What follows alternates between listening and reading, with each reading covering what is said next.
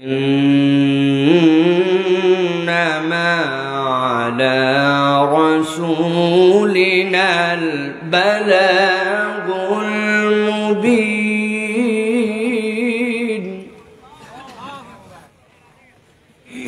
فإنما على رسولنا البلاغ المبين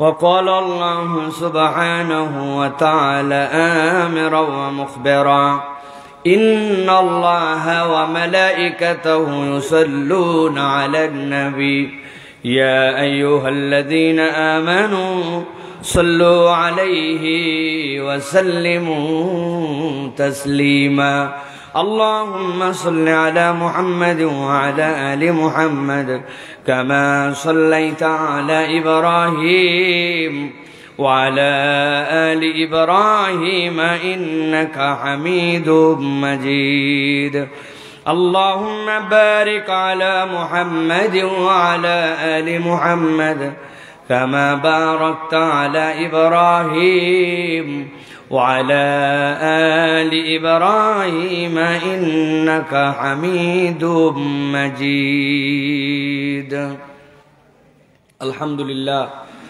আল্লাহ রাব্বুল আলামিনের কাছে শুকরগুজার হচ্ছি যে আল্লাহ রাব্বুল আলামিন আমাদেরকে আজকের এই বগুড়ার দুপচাচিয়ার পাওগাছা গ্রামবাসী ও প্রবাসীদের উদ্যোগে আজকের এই ৬ষ্ঠতম তাফসীরুল কোরআন মাহফিলে আমাদেরকে আসার বসার তৌফিক, যোগ্যতা, সুস্থতা, মন মানসিকতা দান করেছেন সে রব্বুল আলামিনের কাছে সর্বাগ্রে আমরা কালিমাতুশ শুকর আদায় করি। আল্লাহ রাব্বুল আলামিনের শেখানো বাক্যে সকলে পড়ছি আলহামদুলিল্লাহ। দরুদ এবং সালাম বর্ষিত হোক মানবতার মহান মুক্তির দূত আকায়ে নামদার তাজেদারে মদিনা আপনার আমার প্রিয় রাসূল জনাবে মুহাম্মদুর রাসূলুল্লাহ সাল্লাল্লাহু আলাইহি ওয়াসাল্লামের প্রতি। আজকের এই মোবারক মজলিসের সুযোগ্য সম্মানিত সভাপতি মুনাহত সিংরা সিদ্দিকিয়া আলিম মাদ্রাসার সম্মানিত সহকারী অধ্যাপক আলহাজ মাওলানা আবু তালেব প্রামাণিক দামাত বারাকাতুহুল আলিয়া, আজকের সহসভাপতিত্ব করছেন জনাব মেহেরুল ইসলাম সাহেব। আজকের এই মাহফিলের সম্মানিত প্রধান অতিথি হিসাবে উপস্থিত আছেন দুপচাচিয়া ৪ নং গুনাহার ইউনিয়ন পরিষদের সুযোগ্য সম্মানিত চেয়ারম্যান জনাব নূর মোহাম্মদ আবু তাহের ভাই। নূর মোহাম্মদ আবু তাহের ভাই কেবলমাত্র গুনাহার ইউনিয়নের চেয়ারম্যান অথবা এই মাহফিলে হাজির হয়েছেন, বিষয়টি এইরকম নয়। বিষয়টি হচ্ছে আমরা যারা বাংলাদেশে তরুণরা সমমনা চিন্তা করে এই দেশকে সামনে এগিয়ে নিয়ে যাওয়ার স্বপ্ন দেখি এবং আমরা যারা একসাথে চলাফেরা করি, সেরকমই একজন ব্যক্তি হচ্ছেন আমাদের প্রিয় ভাই গার্ডিয়ান পাবলিকেশনের সম্মানিত কর্ণধার আমাদের নূর মোহাম্মদ আবু তাহের। উনি তো চেয়ারম্যান হয়েছে সেই দিন হইল, কিন্তু নূর মোহাম্মদ আবু তাহের একজন আলোকিত সন্তান অনেক আগে থেকে। এবং আপনি ঠিক বলেন আর না ঠিক বলেন এতে কিছু যায় আসে না, কারণ আপনাদের এনার্জি নাই, ঠিক বলারও তো এনার্জি লাগে না। তো আজকের এই মাহফিলে আসছি আমি মূলত এই নূর মোহাম্মদ আবু তাহের ভাইয়ের মাহফিলে। এটা কি পাও গাছা নাকি মাথা গাছা নাকি ঠ্যাং গাছা না হাত গাছা এ আমার জানা নাই। আমি জানি নূর মোহাম্মদ ভাই আমাকে একটা কথা বলছেন, বহুবার অনুরোধ করছেন উনি কিছু বললে ফেলি না, আমিও কিছু বললে ভাই ফেলে না। এই হিসাবে আমি এই জায়গায় আসছি। এই জায়গায় লোক আছে না নাই, এই জায়গায় মাঠে না ঘাটে এরকম কোনো আমার সাথে যোগাযোগ নাই। এমনকি এখন বক্তাদেরকে কিছু রাহা খরচ দেওয়া লাগে, জানেন তো আপনারা না ভাই? তাছাড়া ইমানই পায় না লোকজন যে টাকা ছাড়া বক্তা কিভাবে আসতে পারে। এইগুলোরও কোনো সম্পর্ক আমার সাথে নূর ভাইয়ের হয় নাই। আমি বলছে লেখছি চলে আসছে। তো এই জন্য বলতেছি প্রিয় ভাইয়েরা, আজকের এই মাহফিলে নূর ভাই আছেন, কেউ ওয়াজ না শুনলেও চলবে, আমি ওয়াজ করব, নূর ভাই শুনবে, শেষ। ঠিক না ভাই? আজকে কথা বলেছেন কিছুক্ষণ পূর্বে মাওলানা আশরাফ বিন মোবারক আলী সিদ্দিকী, মাশাআল্লাহ, এলাকার সন্তান, অনেক চমৎকার কথা বলেছেন তিনি। মাওলানা বুলবুল আহমেদ বাশার তিনিও কথা বলেছেন। হাফেজ মাওলানা হাফিজুর রহমান ভান্ডুরিয়া তিনিও কথা বলেছেন। আমাদের চাটখোর দাখিল মাদ্রাসার সম্মানিত সহকারী ওস্তাদ আমাদের মোহাম্মদ আজিজুল হক সাহেব, তিনি মাহফিল পরিচালনা করছেন। প্রিয় ভাইয়েরা, আমি আপনাদের কাছে এখানে প্রথমে একটা বিষয় ক্লারিফাই করি। এইটা আমার যারা পুরাতন শ্রোতা তারা অলরেডি ক্লারিফাইড, বাট এখানকার মানুষ জানেন না হয়তো, এই জন্য আমি বলতে চাই, আমার একটা নিয়ম কানুন আছে, আমার একটা চলার বলার একটা ধরন আছে। প্রত্যেক আলোচকেরই কিছু স্বকীয়তা থাকে, তাই না ভাই? অনেকের আবার থাকে না, অনেকে অমুকের সুর তুমুকের স্টাইল অনুসরণ করে উনি যা বলে, উনি বাংলাদেশে আসে না এখন ভাই, হুবহু আজহারি, ফটোকপি আজহারি, দ্বিতীয় আজহারি আছে না? তো এই রকম যারা আছেন সেটা ভিন্ন কথা। তো আমি আমার মনের দিক থেকে একটা কথা সব জায়গায় বলি, সেটা হচ্ছে যে এই 5-7 বছর আগে গাবতলির হাটে একটা গরু উঠছিল। এই গরু দাম হচ্ছে 20 লাখ। আমার তো 20 লাখের গরু কুরবানি দেওয়ার সাধ্য এই মুহূর্তে নাই। তো আমি চিন্তা করছি আমার বাড়ি থেকে মাত্র 5 টাকা লাগে, অন্তত গরুটা দেখে আসতাম যদি আমি দেশে থাকতাম। ওই সময় আমি হজে ছিলাম। তো পরে শুনি এই গরু 15 লাখে বিক্রি হয়েছে। কিন্তু 15 লাখে বিক্রি হওয়ার পরে 30,000 টাকা ট্রাক ভাড়া করে ওই গরু গুলশানে নিয়ে গেছে। ঠিক একই দিন হয়তো বা একজন ভ্যানওয়ালা, রিক্সাওয়ালা গত বছর নিয়ত করছিল আল্লাহ বাঁচালে আগামী বছর কুরবানি দিব, টাকা পয়সা অনেক কষ্ট করে জড়ো করে, ওর 12 মাস জড়ো করে 10,500 টাকা হয়েছে। 10,500 টাকা নিয়ে গাবতলির হাট, শেষ হাট কুরবানির, কি চেতা হাট, ঠিক না ভাই? যাইয়ে দেখে ছাগল হয়, তবে এই ছাগলে বগুড়ার লোক বলে ঠর মরা। কি নাম ভাই? যাই হোক, দাঁত টাট দেখে তারপরে ছাগল কিনছে, কিনে কোমরের গামছা খুলে উপর দিয়ে ঢাকায়া নিয়ে যাচ্ছে, কারণ লোকজন দেখে টিটকারি করে বলতে পারে মরা ছাগল কোথায় পালি। এই লজ্জায় ঢাকায় নিয়ে গেছে। যাওয়ার পরে কুরবানির দিন সকালে 15 লাখ টাকা দামের গরু, 30,000 টাকার ভাড়া আর 10,500 টাকা ছাগল, দুটাই কুরবানি হয়েছে। আল্লাহ ফেরেস্তা পাঠাইছে, ফেরেস্তারা আগে যাও গুলশানে, যায়া কুরবানি যেটা এটা কবুল করো। তাই তো? কথা বুঝে বলেন, তাই তো? আল্লাহ কোরআনে বলছেন লা ইয়ানালাল্লাহু লুহুমুহা ওয়ালা দিমাউহা ওয়ালাকিন ইয়ানালুহুত তাকওয়া মিনকুম। আল্লাহ চাইলে 15 লক্ষ টাকা দামেরটাও কবুল করবেন, 10,000 টাকাও কবুল করবেন। তবে আল্লাহ গোস্ত দেখেন না, আল্লাহ রক্ত দেখেন না, আল্লাহ দেখেন আল্লাহর জন্য অন্তর নিয়ে কে গেছিল, অন্তরটা আল্লাহ দেখে ওইটা কবুল করেন, ঠিক কিনা? এ কথা বলার উদ্দেশ্য কি? এ কথা বলার উদ্দেশ্য, গতকালকে যে মাহফিলে ছিলাম ওই মাহফিলে ভলেন্টিয়ার ছিল 700, ক্যামেরা ছিল 200, আর আজকে সামনে লোক আছে কত উল্লেখ করলাম না। কিন্তু মনে ঘাবড়ায়েন না যে সাইফুল্লাহ ভাই বোধহয় বড় মাহফিলের গল্প মারাচ্ছে। জি না, আব্দুল্লাহ সাইফুল্লাহ একজন লোক থাকলেও যে কথা বলবে, 1 লক্ষ লোক থাকলেও ওই কথা বলেই যাবে। কেননা এই ওয়াজ করে কর্মে খাওয়ার একমাত্র রাস্তা আমাদের নয়, এটার সাথে আমার দিল, আল্লাহর সাথে আমার হিসাব নিকাশ আছে। আমি আমার হিসাব নিকাশ বরাবর করার জন্য এখানে আসছি। আমি ইউজুয়ালি দুপচাচিয়া উপজেলার মধ্যে মাহফিল নেই না, আদমদিঘি দুপচাচিয়ায় নেই না, কেননা আমি আমার গ্রামে একটা মাহফিল করি।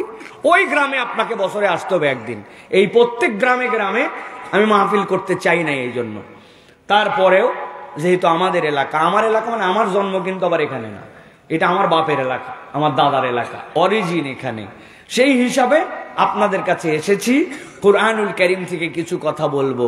যাদের ভালো লাগবে না, আল্লাহর ওয়াস্তে জোর করে বসে থাকবেন না। জোর করে শোনার আইটেম এইগুলা না, জোর করে শোনার আইটেম হচ্ছে গান বাজনা, নাটক, সিনেমা, ওইগুলো জোর করে দেখবেন। কিন্তু এখানে ভালো না লাগলে চলে যাবেন, একটুকু মন খারাপ করব না। তবে আফসোস আর দুঃখ, আপনার এখানে যে কয়টা মানুষ আছে এর থেকে বেশি মানুষ পাপড়ের দোকানে, এর থেকে বেশি মানুষ আলুর চটপটির দোকানে, জিলাপির দোকানে। আমার জানা ছিল না যে এই গ্রামের লোকেরা জীবনে চটপটি দেখে নাই, জিলাপি দেখে নাই, জানা ছিল না।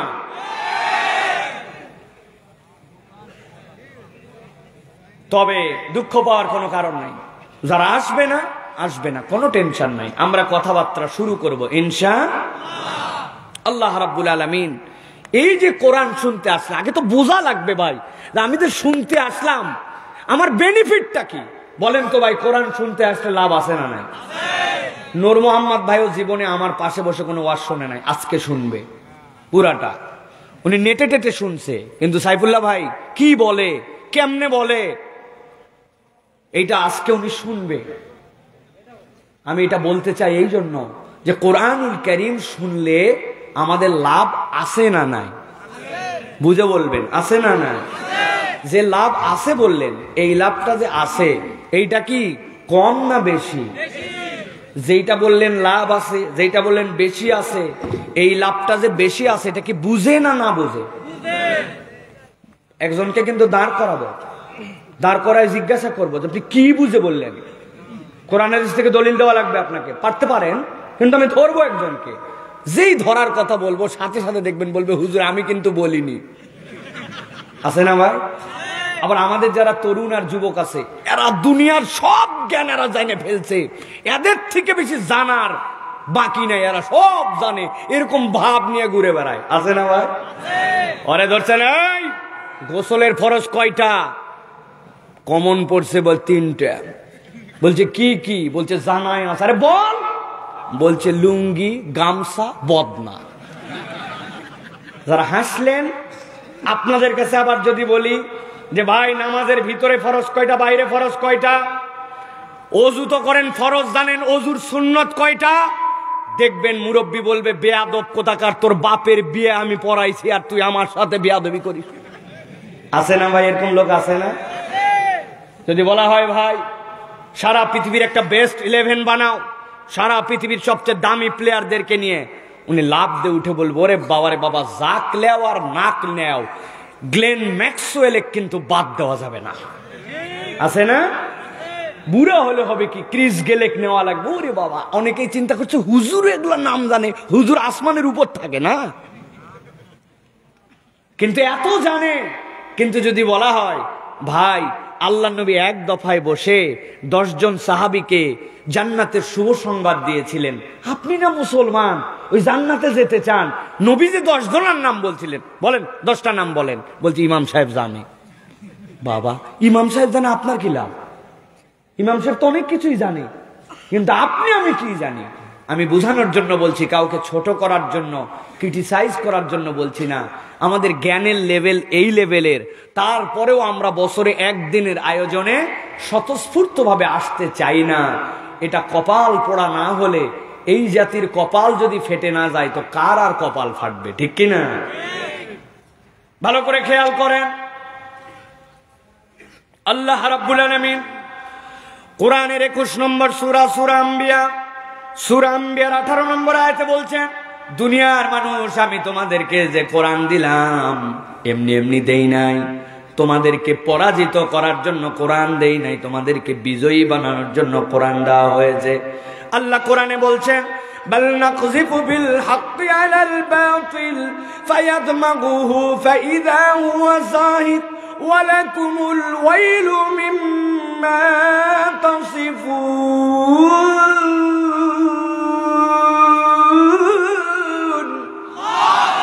আমার রব্বুল আমিন বলছেন ভালো করে বোঝো, আমি রব্বুল আমিন তোমাদেরকে বললাম এই কোরআনের কাজ কি, হকের কাজ কি? বাল নাকযিফু বিল হাক্কি আলাল বাতিল, এই হক হচ্ছে ইসলাম, এই হক হচ্ছে ঈমান, এই হক হচ্ছে আল্লাহর কোরআন। আল্লাহ বলছেন নাকযিফু আলাল হাক্কি আলাল বাতিল, এই হকটা বাতিলের উপরে আঘাত করবে। আল্লাহু আকবার। কথা দিয়ে নয়, হুমকি ধামকি দিয়ে নয়, আল্লাহ বলছেন এই হক আঘাত করবে বাতিলের উপরে। আঘাতের ধরনটা কেমন হবে? আল্লাহ বলছেন ফায়াদমাগুহু ফাইযা হুয়া যাহিক। আরবিতে দামগুন বলা হয় ব্রেনের মধ্যে যে মার হয়, মাথার মধ্যে যে মার হয়, ওই মারটাকে আরবিতে বলা হয় দামগুন। আল্লাহ বলছেন এই কোরআন যেমন তেমন জায়গায় পরিবর্তন আনবে না। কোরআনের প্রকৃত পরিবর্তনের জায়গা হচ্ছে চেতনায় পরিবর্তন আনা। তোমার চেতনা আর তোমার ভিতর থেকে যদি পরিবর্তন না আসে, বাহিরের পরিবর্তন দিয়ে তোমার কোনো কাজ হবে না।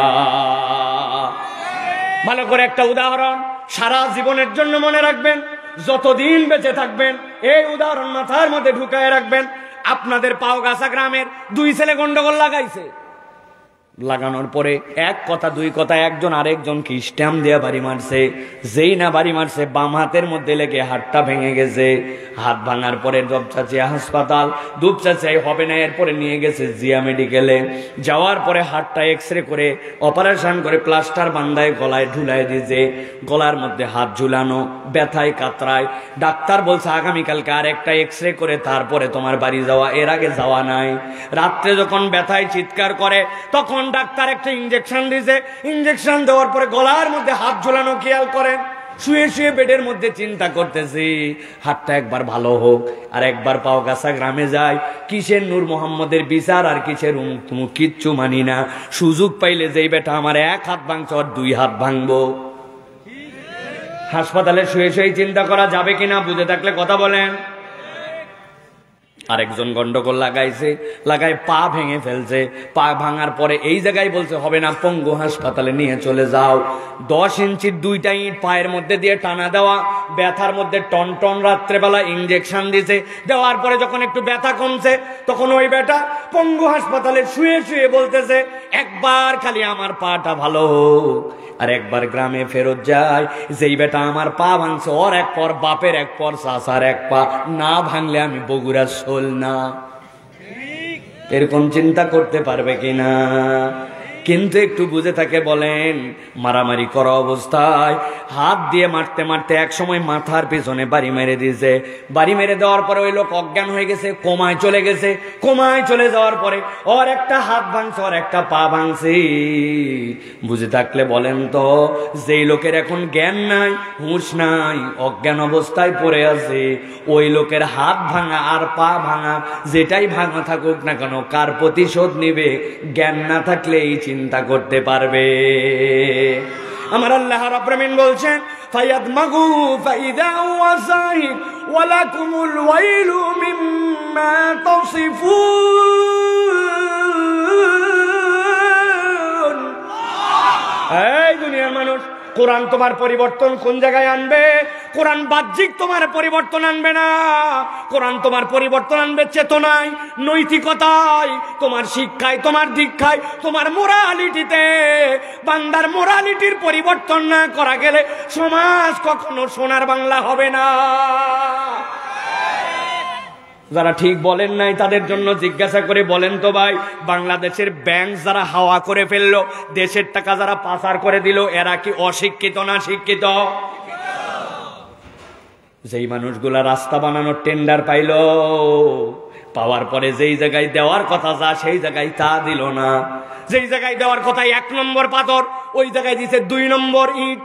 যেই জায়গায় দেওয়ার কথা বিটুমিন, ওই জায়গায় মারছে পোড়া মোবাইল আর কেরোসিন। যেই জায়গায় দেওয়ার কথা মোটা মোটা রড, ওই জায়গায় দিছে কাবারি। বুঝে থাকলে বলেন, যারা এই কাজ করলো, দেশের টাকা বিদেশে পাচার করলো, দেশের জন্য এমন চুক্তি করলো আদানি গ্রুপের সাথে, যেই চুক্তি কোনো সুস্থ কেন আদা পাগল পর্যন্ত মেনে নিতে পারে না। ওই সচিবগুলা কি শিক্ষিত নাকি অশিক্ষিত? তাহলে এত শিক্ষিত হওয়ার পরে এই কাজ করলো কেন? আল্লাহ বলছেন ফায়াদমাগু ফাইদা হুয়া যাহিক। কোরআনের কাজ ওই নৈতিকতার জায়গাতে পরিবর্তন করা। আল্লাহ বলছেন এমন পরিবর্তন করবে ফাইদা হুয়া যাহিক। আরবিতে যাহাকিন শব্দের অর্থ নিশ্চিহ্ন হয়ে যাওয়া। আল্লাহ বলছেন কোরআন এমন আঘাত করবে, কোরআন চেতনায় এমন আলোড়ন আনবে, ওই বান্দাকে প্রকৃতার্থে ভেতর থেকে পরিবর্তন করায় দিবে। আল্লাহু আকবার। ভেতরের পরিবর্তন না হলে কাজ হবে না। 10 বছর প্রায় আগে আমি গেছি পাসপোর্ট অফিসে। পাসপোর্ট অফিসগুলো তখন আপডেট হচ্ছে কেবল। আমার পাসপোর্টে আর মাত্র 6 মাসের নিচে মেয়াদ, নতুন করে ভিসা লাগবে না। যাওয়ার পরে বলছি ভাই আমার পাসপোর্টটা তাড়াতাড়ি করে একটু করে দেওয়ার ব্যবস্থা করেন। আর পকেটে প্রস্তুতি নিয়ে গেছি, জানি মাল খায়, ঠিক কিনা? অনেকক্ষণ ঘুরায় পাসপোর্টের কাজ করে না। খানিকক্ষণ পরে বলছে নিচে চলেন। দোতলার থেকে আমাকে নিচে আনতেছে। যেই না দোতলার থেকে নিচে আনতেছে, একটা সিঁড়ি, মধ্যে একটা ল্যান্ডিং, নিচে আবার একটা সিঁড়ি আছে। উপর থেকে যখন আমাকে নিচে নামাবে, মধ্যে ল্যান্ডিং যেই জায়গায়, ওখানে দাঁড়ায় বলতেছে মাল বের করেন। আমি বললাম এই ব্যাগ কল, টাকা দেওয়ার জন্য কখন থেকে রেডি, উপরে এত ঘুরাইয়া এই জায়গায় এনে মাল বের করতে করো কেন? বলে হুজুর রাগ করেন না, এই বিল্ডিংটি সিসি ক্যামেরা নিয়ন্ত্রিত, তবে আমরা মনিটরে চেক করে দেখছি এই জায়গা ধরে না, এমনি এমনি এই জায়গায় আনি না। তাহলে সিসি ক্যামেরা থাকে, অনেক ধরনের নিয়ন্ত্রণ থাকে, কিন্তু বান্দার চেতনায় যতক্ষণ কিরামান কাতিবিনা ইয়ালামুনা মা তাফআলুন, বান্দার কাঁধের দুইজন অন্ধকারে, বিদ্যুৎ থাকলে বিদ্যুৎ না থাকলে, একা থাকলে সামগ্রিকভাবে থাকলে, কেউ না দেখলেও আল্লাহ ফিট করে দেওয়া লোক দেখে। এই চেতনা যদি হৃদয় থেকে না আসে, ওই জাতির পরিবর্তন কখনো সম্ভব নয়, ঠিক কিনা? নবীজির সময় হিসাব করে দেখেন, বিদ্যুৎ ছিল না, আধুনিক যন্ত্রপাতি ছিল না, এখনকার মতো পরিবেশ ছিল না, কিন্তু এক একটা শ্রেষ্ঠ ডাকাত দুনিয়ার শ্রেষ্ঠ ভালো মানুষ হয়েছে, ঠিক কিনা?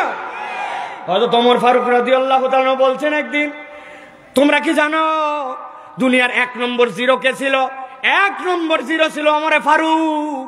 আল্লাহ সেখান থেকে দুনিয়ার টপ 1 নম্বর হিরো বানাইছেন ওমরকে। ও দুনিয়ার মানুষ, এই যে জিরো মানুষটাকে হিরো বানালো আর কিচ্ছু নয়, কেবল সূরা তহার কয়েকটা আয়াত চেতনায় এমন আলোড়ন আনছে, মক্কার অনেক লোকে নবীকে নিয়ে ষড়যন্ত্র করছে, কিন্তু কোনো বাপের বেটার সাহস হয় নাই তলোয়ার নিয়ে নবীকে হত্যা করতে যাবে। যেই ওমর নবীকে মারতে যাচ্ছিলেন, ওই কোরআন হযরতে ওমরকে পরিবর্তন করেছে, ঠিক না? তাহলে এই সমাজ কেন পরিবর্তন হওয়া সম্ভব না? সম্ভব, কিন্তু তাকে বুঝতে হবে যে আমার পরিবর্তন হইচই দিয়ে না, আমার পরিবর্তন গরম দিয়ে না, আমার পরিবর্তন টপ লেভেলের বক্তব্য দিয়ে পাকামু করে ওই বক্তব্যে নয়। এই পরিবর্তন আসবে কোরআন দিয়ে। আর এই মাহফিলগুলো ওই কোরআনের মাহফিল, কোরআনের দর্শের মাহফিল। এখানে ব্যক্তি সমালোচনার মাহফিল নয়, দলীয় সমালোচনার মাহফিল নয়, এটা কোনো দলীয় সভা নয়, এটা আল্লাহর কোরআনের হালাকা, ঠিক কিনা?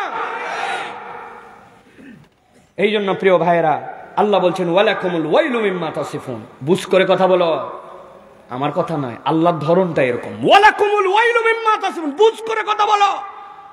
আল্লাহর ব্যাপারে যদি উল্টা পাল্টা কথা বলো, আল্লাহ বলতেছেন একবারে ধ্বংস হয়ে যাবে। হিজাব করে কথা বলো আল্লাহর ব্যাপারে।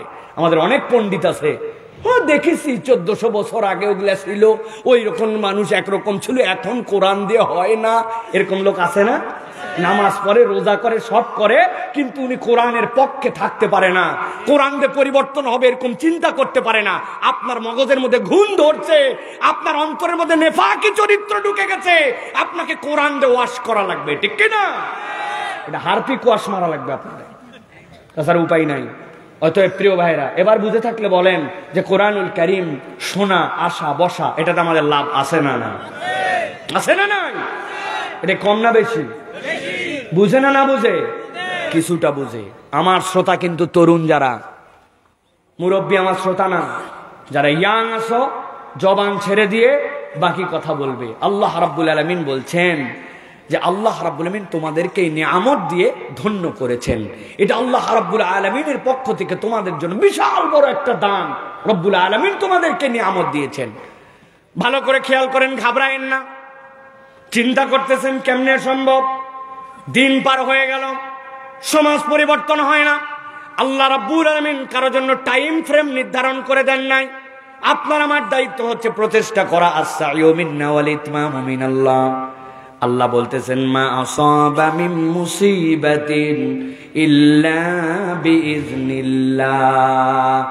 দিলটা ঠান্ডা করে বুঝেন, রব বলছেন দুনিয়াতে যত তোমাদের বিপদ হয়, যত মুসিবত হয়, যত বিরূপ পরিস্থিতি তোমাদের হয়, আল্লাহ বলছেন বান্দা কখনো ভেবো না এটা রব্বুল আলামিনের জ্ঞানের বাহিরে। আল্লাহ বলছেন সবগুলা রবের জ্ঞানের ভিতরে। আল্লাহ বলছেন যদি একবার তুমি এটা মনে করো আর আল্লাহর ঘোষণার সাথে তুমি স্বীকৃতি দাও, ওয়া মান ইউমিন বিল্লাহি ইয়াহদি কলবাহু ওয়াল্লাহু বিকুল্লি শাইইন আলীম।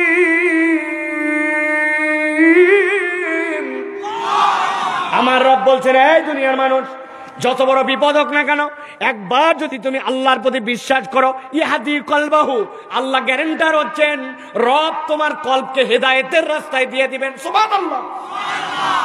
আল্লাহ বলছেন, ঘাবড়াস না, আমি রব্বুল আমিন তোরে হেদায়েতের রাস্তায় দিব। শর্ত কি? ইউমিন বিল্লাহ। আল্লাহ বলছেন, আল্লাহ তোর সব বিষয়ে জানেন বান্দা, তোর মনে কত ব্যথা, কি কামনা। এত আবাদ করার পরেও সংসারে টানাটানি, সন্তানটা কথা শোনে না, পরিবারের মধ্যে অশান্তি, যে পরিমাণ পড়ালেখা করি ওই পরিমাণ জেহেনে আসে না, সব পাওয়ার পরেও দিলের মধ্যে কেন জানি কোথায় একটাখানা না পাওয়া আছে। আমাদের পরিবারে, আমাদের সমাজে, আমাদের জীবন আচরণে এইগুলা আছে। আল্লাহ বলছেন, আমি রব্বুল আমিন তোকে বললাম, টেনশন করিস না বান্দা, তুই তো রবকে যদি প্রকৃতার্থে বিশ্বাস করতে পারিস, ইয়াহদি কলবাহু, আল্লাহ বলছেন, আল্লাহ তোর অন্তরটাকে হেদায়েতের উপরে অটল অবিচল করে দিবেন। সুবহানাল্লাহ। তবে রব্বুল আমিন বলছেন, এর শর্ত আছে। আপনি দেখছেন একটা 3 তলা বাড়ি, উপরে লাইটও জ্বলে, জানলার মধ্যে পর্দাও লাগানো, কিন্তু আপনি চিন্তা করতেছেন পর্দা লাগানো থাক আর জানলা থাক আর ঘর থাক, নিশ্চয় এই বাড়িতে 3 তলায় ওঠার কোনো সিঁড়ি টিড়ি নাই, তাই তো না? মানে 3 তলায় ঘর আছে, পর্দা লাগানো আছে, বাড়ির বাতি জ্বলতেছে, আর 3 তলায় ওঠার কোনো সিঁড়ি নাই, মানুষ নিচের তে লাফ দিয়ে ওঠে, তাই তো না? আপনার এলাকায় সিঁড়ি তো আছে নাকি? মাটির সিঁড়ি হলেও থাকে, অথবা মই হলেও থাকে, লোহার সিঁড়ি হলেও থাকে। এখন আল্লাহ বলছেন, বিপদও আল্লাহর জ্ঞাত সারে, আল্লাহ তোর বিপদও সব জানেন, কিন্তু বিপদ উদ্ধার হওয়ার সিঁড়িটা কি, কোন প্রক্রিয়ায় গেলে রব্বুল আমিনের কাছ থেকে বিপদ থেকে মুক্তি পাবি? রব্বুল আলামিন বলছেন, ওয়াতিউল্লাহ ওয়াতিউর রাসূল ফাইন তাওয়াল্লাইতুম ফাইন্নামা আলা রাসূলিনাল বালাগুল মুবিন। এই দুনিয়ার মানুষ, আমি রব্বুল আমিন বললাম, আল্লাহকে মান, আল্লাহ রাসূলের ইতাআত কর, নবী সাল্লাল্লাহু আলাইহি ওয়াসাল্লামের তরিকাটা গ্রহণ করে নে। আল্লাহ বলছেন, ফাইন তাওয়াল্লাইতুম, যদি কথা না শুনিস, ভালো করে জেনে রাখ, আমার নবীকে আর নবীর ওয়ারিসদেরকে দারোগাগিরি করার জন্য পাঠানো হয় নাই, তাদের দায়িত্ব পৌঁছায় দেওয়া, মানবি কি না মানবি তোর ব্যাপার। তাহলে মুক্তি পাওয়ার 2টাই রাস্তা, আল্লাহর অনুসরণ করা আর নবীজি সাল্লাল্লাহু আলাইহি সাল্লামকে তার দেখানো পদ্ধতি অনুযায়ী চলাফেরা করা, ঠিক না? বলছি তো ঠিক। কিন্তু নবী করিম সাল্লাল্লাহু আলাইহি ওয়াসাল্লামের কোন তরিকায়, খুবই কম এরকম তরিকা আমাদের সাথে আছে, বাকি বিষয়গুলি আমাদের সাথে নাই। প্রিয় ভাইয়েরা, এই জন্য বলবো যে আল্লাহ রাব্বুল আলামিনের দেওয়া জীবন বিধান অনুযায়ী আমাদেরকে চলার জন্য চেষ্টা করতে হবে। রাজি আছি আমরা? রাজি আছি আমরা? আপনারা অনেকেই ভাবতেছেন ওয়াজ তো শুরু হয়ে গেছে না ভাই? জি না, ওয়াজ শুরু হয় না এখন, কেবল একটু বান্ধন দিলাম, আল দিলাম, আল। 1 বিঘা জমিতে পানি সেচ লাগাইছেন, কোনো আল নাই। আবার বগুড়ার লোকের তো বুদ্ধি বেশি, পাশের জমিওয়ালা কোদাল নিচ দিয়ে মারে আস্তে করে রেখে দিছে, পরে আসার পরে বলছে আল কাটলি কেন? বলতেছে আন্দাজি বললে হবে, ধসে গেছে। আছে না চালাকি, চিটারি, বাটপারি, এগুলো তো বুদ্ধি আছে আমাদের। প্রিয় ভাইয়েরা, এখন আল যদি না থাকে তাহলে আমাদের এইগুলা থাকে না। আমরা বেশিরভাগ ওয়াজ শুনি আল ছাড়া, কি শুনতেছি কি না শুনতেছি তাই জানি না। বাড়িতে যায় বলে বক্তা আসছে, ফাটায় ফেলছে। বউ জিজ্ঞাসা করলো, কি ফাটালো বা? বলছে তা বলবার পারবো না, কিন্তু ফাটাছে। আছে না ভাই? আপনারা যদি এরকম ফাটানো বক্তা মনে করেন আমাকে, তাহলে আপনারা ভুলের মধ্যে আছেন। আমি ফাটাফাটি বক্তা না ভাই, আমি একটা গুছানো জিনিস আপনাদের কাছে মেসেজ আকারে দিয়ে চলে যাওয়ার নিয়ত করছি, এই জন্য একটু আল দিলাম। 2টা আল মনে রাখতে হবে। এইটা আমার চেতনার পরিবর্তনের মাহফিল, কানের পরিবর্তন না, এন্টারটেইনমেন্ট না, এটা আমার চেতনার পরিবর্তন। একটা মানুষও যদি চেতনায় পরিবর্তন আনে যে আমি আজকের থেকে কোরআনের পরিবর্তন নিজের রঙিন করব নিজের জীবন, সাকসেস, এই সেই মাহফিল। আর 2 নম্বর বলেছি, বিপদ সকলের আছে, ওই বিপদ থেকে উদ্ধার আল্লাহ রাব্বুল আমিন করে দিতে চান। তরিকা কি? আতিউল্লাহ ওয়া আতিউর রাসূল, আল্লাহকে মানো আর নবী করিম সাল্লাল্লাহু আলাইহি ওয়াসাল্লামের দেখানো পথ গ্রহণ করো। এর বাইরে আমাদের তৃতীয় কোনো পথ নাই, তৃতীয় কোনো পথ নাই। আপনি যতই সংবিধান সংস্কার করেন আর যতই আপনি ভোটের ওই কেন্দ্র সংস্কার করেন, সিসি সংস্কার করেন, কোনটা প্রপার ওয়ার্ক করবে না যতক্ষণ পর্যন্ত না আল্লাহ এবং তার রাসূলের সংস্কারের পদ্ধতিতে আপনি সংস্কার করবেন না। ঠিক কিনা? অনেক দীর্ঘ কথা, আজকে আর বাড়ালাম না কথা, এইগুলা নিয়ে আমার বিস্তারিত কথা আছে প্রিয় ভাইরা, আপনাদের কাছে আজকে বললাম না। কিন্তু একটা জিনিস মনে রাখবেন, 5টা কারণে, নূর মোহাম্মদ ভাই এটা খেয়াল করেন, হ্যাঁ, 5টা কারণে আইয়ামে জাহেলিয়াত ছিল, জাহেলি যুগ। কয়টা কারণ? মূর্তি পূজা করত, নারীদেরকে সম্মান দিত না, এতিমের সম্পদ ভক্ষণ করে খেত, চূড়ান্ত যুদ্ধবাজ ছিল, ডাকাত চরিত্রের অধিকারী ছিল। 5টা অপরাধ তাদের ছিল। কি সাংঘাতিক! নারীদেরকে সম্মান দিত না, এতিমদের হক মেরে খেত, যুদ্ধবাজ ছিল, মূর্তির পূজা করত, ডাকাত চরিত্র ছিল, জোরজার মুল্লুক তার। এটা নবীজির সময়ের চরিত্র ছিল।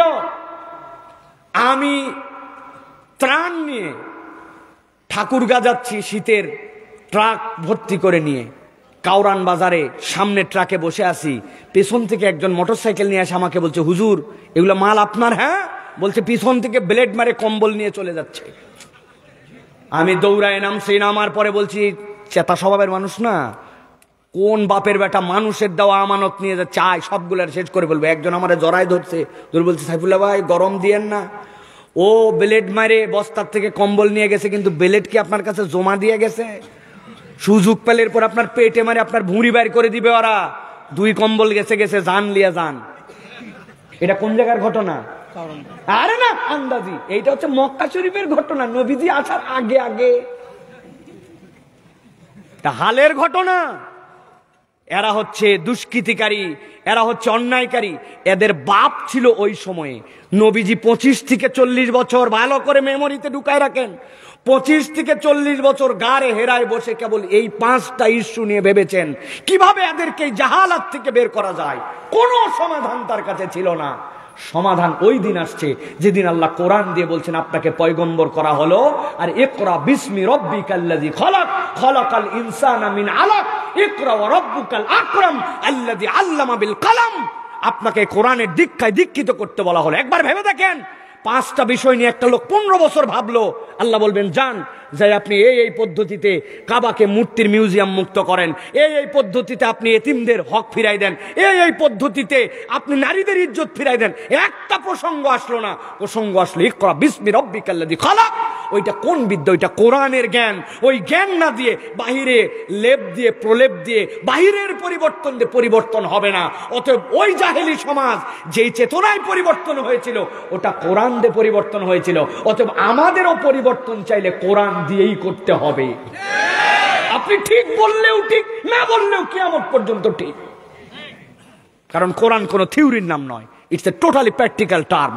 নবী করিম সাল্লাল্লাহু আলাইহি ওয়াসাল্লাম দেখাই দিয়ে গেছেন যে এই মানুষের সবচেয়ে বড় ডাকাত ছিল, তারা সবচেয়ে বড় নিরাপত্তার অধিকারী মানুষ হয়ে গিয়েছিল। সুবহানাল্লাহ। সম্ভব, এটা আমাদের সমাজেও সম্ভব। প্রিয় ভাইরা, তাহলে আমরা কোরআনুল কারীম থেকে এখন কিছু কথা শুনতে চাই। রাজি আছেন আপনারা? কারা কারা আছেন দেখি হাত টান করে তোলেন। ওই ল্যাপ কম্বলের ভিতরতে হাত বের করেন। বের করছেন? হাত সোজা করেন, সোজা সোজা, একবারে সোজা করতে হবে। টান টান সোজা, আমার মতো সোজা। ওটা সোজাই হয়নি, দুপচাচিয়ার দিকে সোজা, এরকম সোজা, এরকম না, সোজা সোজা করেন। শক্ত করে সোজা করছেন? আচ্ছা, যারা পারেন নাই আরেকবার নিচে নামান, নিচে নামান, এরকম করে নামান, নামায় একসাথে তোলেন, তোলেন, হাত সোজা করেন। হয় নাই, আরেকবার হাত নামান, সোজা করবেন, সোজা। এবার ডানে বামে তাকায় দেখেন কারা কারা উঠাতে পারে নাই, চেহারাগুলা খালি দেখে নেন। দেখছেন সবাই? এবার হাতটা এরকম করে জোড়া দেন, এরকম করে, এরকম করে, হ্যাঁ, এরকম করে ধরে ডানে চান দেন, বামে দেন, হ্যাঁ। এবার পিছনে দেন, একটু দেখে বুকের হাড্ডিগুলা ফুটান। এবার হাত সোজা করেন, সোজা করেন, দিয়ে নড়াচড়া দেন, একটু নড়াচড়া দেন। দিছেন সবাই? আবার হাত সোজা করে দেখেন তো কারা কারা উঠাতে পারে না। হাত সোজা করেন, হাত শক্ত করেন, করছেন? এবার গলাটা পরিষ্কার দেন, হয়নি, ভালো করে দেন। এবার বুক বরাবর নেন, এই বরাবর। এবার একটা তাকবীর দিয়ে আমরা এই গ্রামবাসীকে জানাতে চাই যে আলহামদুলিল্লাহ, কোরআন শোনার জন্য মাঠে পর্যাপ্ত লোক আসছে। পারবেন ইনশাআল্লাহ? আমার শেষ মাহফিল হচ্ছে 27শে ফেব্রুয়ারি, আপনাদের আজকেই শেষ। কি আর মাহফিল আছেই মাঠে? তো আমার গলা ভাঙলে না চিন্তা আছে, আপনাদের গলা ভাঙলে কোনো চিন্তা আছে ভাই? তো তাহলে বোঝেন কেইসা তকবীর একটা দিতে হবে, পারবেন ইনশাআল্লাহ? তবে একদল লোক আছে বগুড়া অঞ্চলে, এদিকে আপনি যত পাম্পট্টি দেন লিল্লাহে তাকবীর আল্লাহু আকবার আছে না ভাই? একবারে ব্যাটারি শেষ।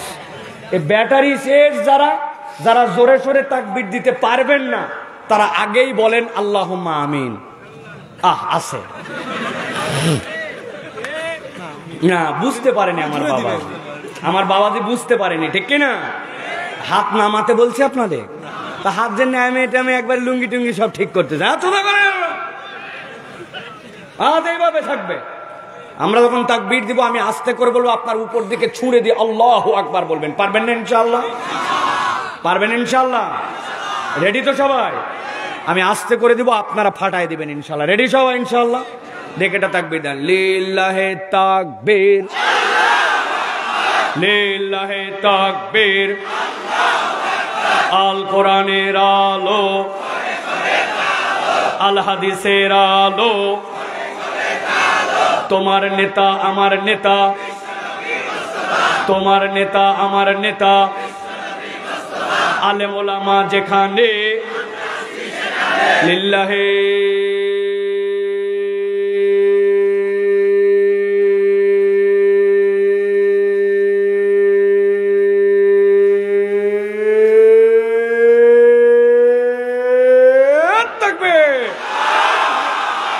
আলহামদুলিল্লাহ। হাত নামান, বলেন আলহামদুলিল্লাহ। শয়তান আছে আর এদিকে মাজিন্দা পা, ঠিক কিনা? প্রিয় ভাইয়েরা, কুরআনুল কারীমের পক্ষের লোকদের এই আল্লাহু আকবারের স্লোগান শয়তান পছন্দ করে না। শয়তান পিছন দিয়ে হাওয়া মারতে মারতে বিদায় হয়। এই জন্য যারা আল্লাহু আকবারের স্লোগান পছন্দ করে না, বুঝবেন এরা শয়তানের মামাতো খালাতো ভাই। যেই সব দলের স্লোগানে আল্লাহু আকবার নাই, সেই সকল দল কখনো মুসলমানের দল হতে পারে না। আপনি মানলেও ঠিক, না মানলেও ঠিক। কিন্তু আমরা বিরাট বড় ধান্দাবাদ। এখন বলি এই কথা, কয়দিন পরে যায় বলবো অমুক ভাইয়ের চরিত্র ফুলের মতো পবিত্র, বিগত 40 দিন ফজরের নামাজ পড়েনি, জামাতে এক ওয়াক্ত। আগে তো মার্কা ছিল একটা বড়, এখন নাই। মার্কাটা ছিল হোঁকা মার্কা, ছিল না মুরব্বী? ভোট দিবেন কাতে, হুক্কাতে হুক্কাতে, ঠান্ডা চা আর 17 বছর অবশ্য এই একটা জিনিস আমাদের অপ্রাপ্তি ছিল, ঠিক না ভাই? এই তো বিড়ি খাওয়ার দিনে এসে গেল আপনাদের, তাই না? খবরদার, খবরদার। আল্লাহু আকবারের পক্ষে যারা না, আমরা কখনো তাদের পক্ষে থাকতে পারি না। ভালো করে এটা মাথার মধ্যে গেঁথে নিয়ে চলাফেরা করবেন। কি বুঝাতে চাইছি, এই বিসমিল্লাতেই বুঝে নেওয়ার কথা, বাকিটুকু পরিষ্কার থাকবেন। আল্লাহ আমাদেরকে বোঝার তৌফিক দান করেন। আমি আজকে আপনাদের কাছে নির্ধারিত একটা প্রসঙ্গে অল্প একটু সময় আপনাদের কাছে কথা বলতে চাই। আপনারা যেহেতু বলছেন থাকবেন, এই জন্য আমি আপনাদের কাছে কথা বলতে চাই। তাহলে আমরা আর দেরি না করে আমরা সরাসরি কোরআনুল কারীমের মধ্যে প্রবেশ করবো ইনশাল্লাহ। আর 30 মিনিট কথা বললে আসেন তো আপনারা? না, 1 ঘন্টা বলে ফেলছে, ইতিমধ্যে বুঝাই যায়নি যে কেমনে কেমনে পার হয়ে গেছে। আরো আপনাদের সাথে একটু থাকতে চাই। এটা আমি বাউন্ডিং দিলাম না, এক্সটেন্ড হতে পারে ইনশাআল্লাহ। আছেন তো আপনারা ইনশাআল্লাহ? তাহলে বিতাড়িত শয়তান থেকে আশ্রয় প্রার্থনা করে আমরা চলেন সমস্বরে সবাই মিলে একযোগে আমরা সকলে পড়ি, আউযু বিল্লাহি মিনাশ শাইতানির রাজীম, বিসমিল্লাহির রাহমানির রাহিম, আলিফ লাম রা, কিতাবুন আনজালনাহু ইলাইকা লিতুখরিজান নাসা মিনাজ যুলুমাতি ইলান নূর। আল্লাহ রাব্বুল আলামিন দুনিয়ার মানুষের কাছে কোরআনুল কারীম দিলেন। আল্লাহ রাব্বুল আলামিন কোরআনুল কারীমের মাধ্যমে জানাচ্ছেন, ও দুনিয়ার মানুষ, সবাই যদি তোমরা কোরআনুল কারীমকে ছেড়ে দাও, কোরআনের কিচ্ছু যায় আসে না, কিচ্ছু কোরআনের ক্ষতি হবে না। কেননা কোরআন কোনো মাখলুক নয়, কোরআন হচ্ছে আল্লাহ রব্বুল আলামিনের পক্ষ থেকে কালাম। কিন্তু আল্লাহ বলছেন দুনিয়ার মানুষ তোমার স্বার্থে কোরআনের সাথে তোমার সম্পৃক্ততার প্রয়োজন আছে। আল্লাহ রব্বুল আমিন বুঝাতে চান দুনিয়ার মানুষ যারা মৃত্যুর আগ পর্যন্ত দুনিয়ায় থাকবে, কমসে কম 5টা কারণে মানুষকে কোরআনের সাথে সম্পৃক্ত হতে হবে। মুখে উচ্চারণ করে বলতে হবে মানব জীবনে কমসে কম কোরআনের সাথে সম্পৃক্ত হওয়ার প্রয়োজন কয়টা? হাতগুলা রেডি করেন নিচের দিকে। আমি যেই না বলবো কয়টা, হাত তুলে দেখাতে হবে কয়টা। আরেকবার সুযোগ দিলাম, হাত নামান। কোরআনের সাথে মানব জীবনের সম্পৃক্ততার প্রয়োজন কয়টা? ভালো করে খেয়াল করেন। 5-5 মিনিট আপনাদের জন্য। আল্লাহ রাব্বুল আমিন বলছেন 1 নম্বর প্রয়োজন কি জানো নাকি বান্দা? আল্লাহ বলছেন 1 নম্বর প্রয়োজন হচ্ছে দুনিয়ার মানুষ যদি সঠিক পথের দিশা পেতে চায়, কোরআনুল কারীম ছাড়া সঠিক পথের দিশা কেউ দেখাতে পারে না। আল্লাহ কোরআনে বলছেন আলিফ লাম রা। গভীর মনোযোগে খেয়াল করেন, কোরআনের 29টা সূরার শুরুতে আল হুরুফ আল মুকাত্তাআত এসেছে। 29টা সূরার শুরুতে আলিফ লাম মিম, আলিফ লাম রা, ইয়াসিন, হামিম, আল্লাহ এইগুলা ব্যবহার করেছেন। এর মধ্যে আল্লাহ রাব্বুল আমিন বিস্ময়কর ভাবে 26টা সূরার শুরুতেই যেই শব্দগুলা ব্যবহার করেছেন, অক্ষরগুলা ব্যবহার করেছেন, ওই অক্ষর ব্যবহার করার পরে আল্লাহ রাব্বুল আলামিন কোরআনের পরিচয় দিয়েছেন। আলিফ লাম মিম যালিকাল কিতাবু লা রাইবা ফিহি ইয়াসিন ওয়াল কুরআনিল হাকিম হামিম কিতাবুন আনজালনাহু ইলাইক। আল্লাহ রাব্বুল আমিন কোরআনের পরিচয় দিয়ে গেছেন। মুফাসসিররা ব্যাখ্যা করছেন কেন আল্লাহ রাব্বুল আমিন এই অক্ষরগুলা ব্যবহার করলেন, এইটার মানে কি। কিয়ামত পর্যন্ত মুফাসসিররা যত মতামতি দেয়, শেষ পর্যন্ত তাদের বক্তব্য হচ্ছে আল্লাহু আ'লামু বিমুরাদিহি, আল্লাহ ছাড়া এর অর্থ কেউ জানে না।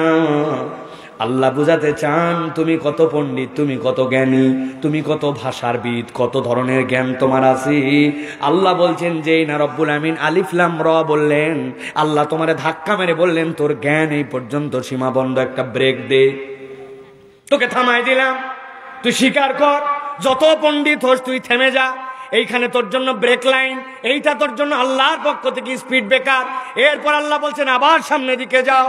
যখন তুমি সামনের দিকে যাবে আমি রব্বুল আমিন তখন তোমাকে জানাতে চাই দুনিয়ার মানুষ জেনে রাখো কিতাবুন আনজালনাহু ইলাইক, তোমার কাছে আল্লাহর পক্ষ থেকে এমন একটা কিতাব দেওয়া হয়েছে লিতুখরিজান নাসা মিনাজ জুলুমাতি ইলান নূর, মানুষকে অন্ধকার থেকে এই কোরআনের দায়িত্ব হচ্ছে আলোর পথ দেখায় দেওয়া। সুবহানাল্লাহ। মানুষ অন্ধকার কেমনে থাকে? আমাদের এত লাইট, এত আলো, কিন্তু আমি অন্ধকারে কেমনে আছি?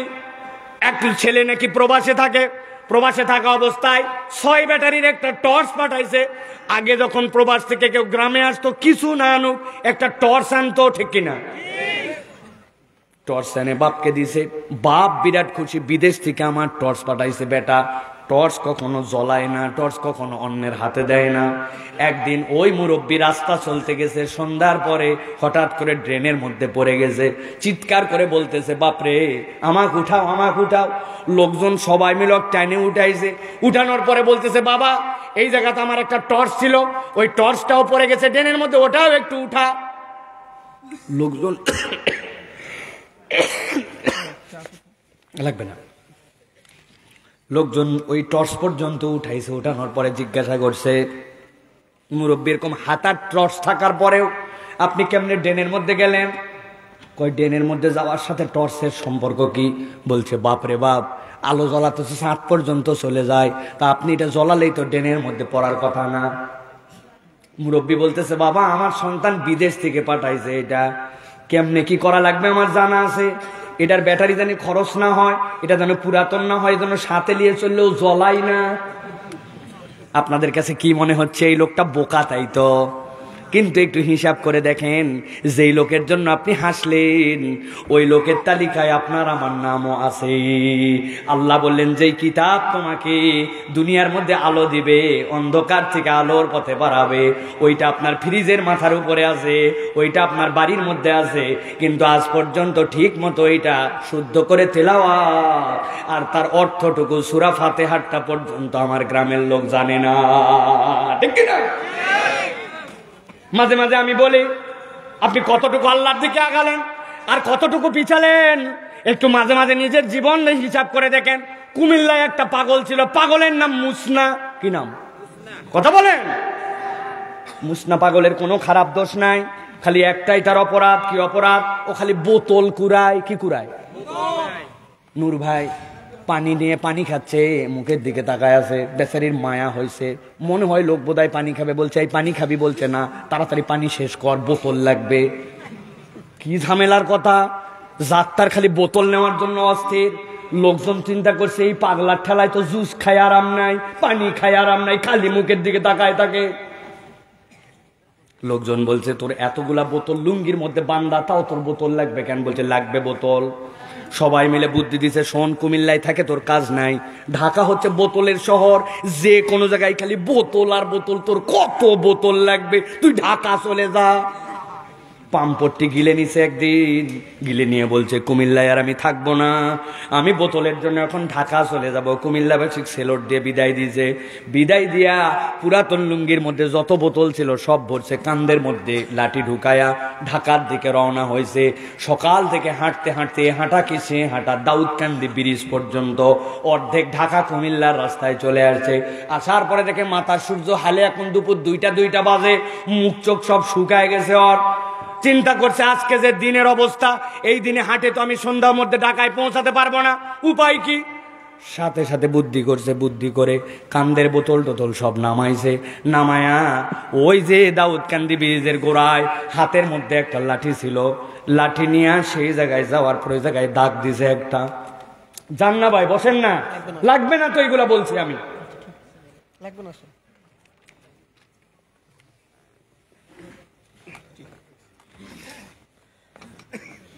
হাতের মধ্যে লাঠি ছিল, লাঠি দিয়ে দাগ দিয়েছে। দাগ দেওয়ার পরে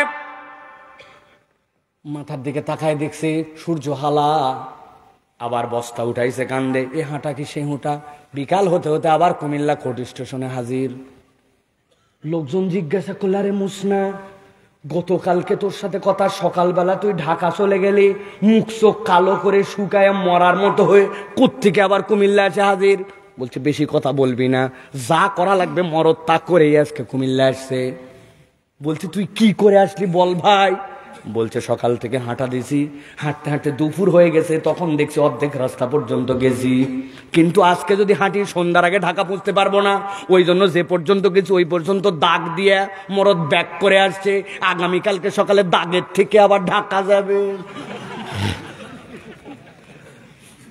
বুঝে থাকলে বলেন যারা হাসলেন। মুসনা যদি এরকম করে দুপুরবেলা যায় দাগ দিয়ে বিকালবেলা ফেরত আসে, আর যদি মনে করে পরের দিন ওইখান থেকে ঢাকা যাবে, কিয়ামত হয়ে যাবে, কোনোদিন ঢাকার মুখ দেখবে? কথা বলেন।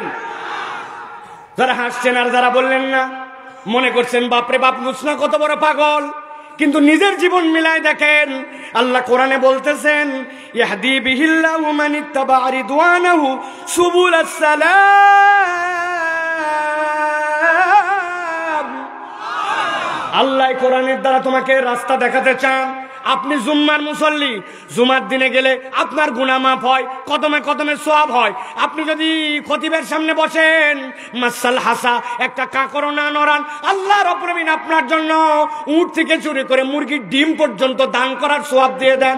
বান্দায় ফজিলতের ওয়াজ শুনে জুম্মার দিনে মসজিদে হাজির, কিন্তু আসরের নামাজ পড়ে নাই, মাগরিবের নামাজ পড়ে নাই। জুম্মা পড়ে আপনি জান্নাতের দিকে কতখানি গেছিলেন, আর আসর মাগরিব কাজা করে, ওয়াক্ত কাজা করে আপনি জাহান্নামের দিকে কতখানি গেছেন। আসল পাগলা মুসনা নয়, আসল পাগলা হচ্ছে আমরা। হিসাব করে নিয়েন, আর ওয়াজ না করলেও হবে। আজকে এইটুকুই যথেষ্ট। কয় ধাপ দিয়ে জান্নাতের দিকে আগালাম। এশার নামাজ না পড়ে মাহফিলে আসছি, ফজর না পড়ে আবার শুয়ে থাকবো। কি কথা বলেন?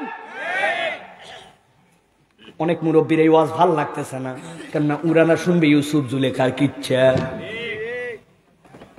ভালো করে খেয়াল করেন, আল্লাহ এই জন্য বলছেন ওয়ায়ুখরিজুহুম মিনাজ যুলুমাতি ইলান নূর।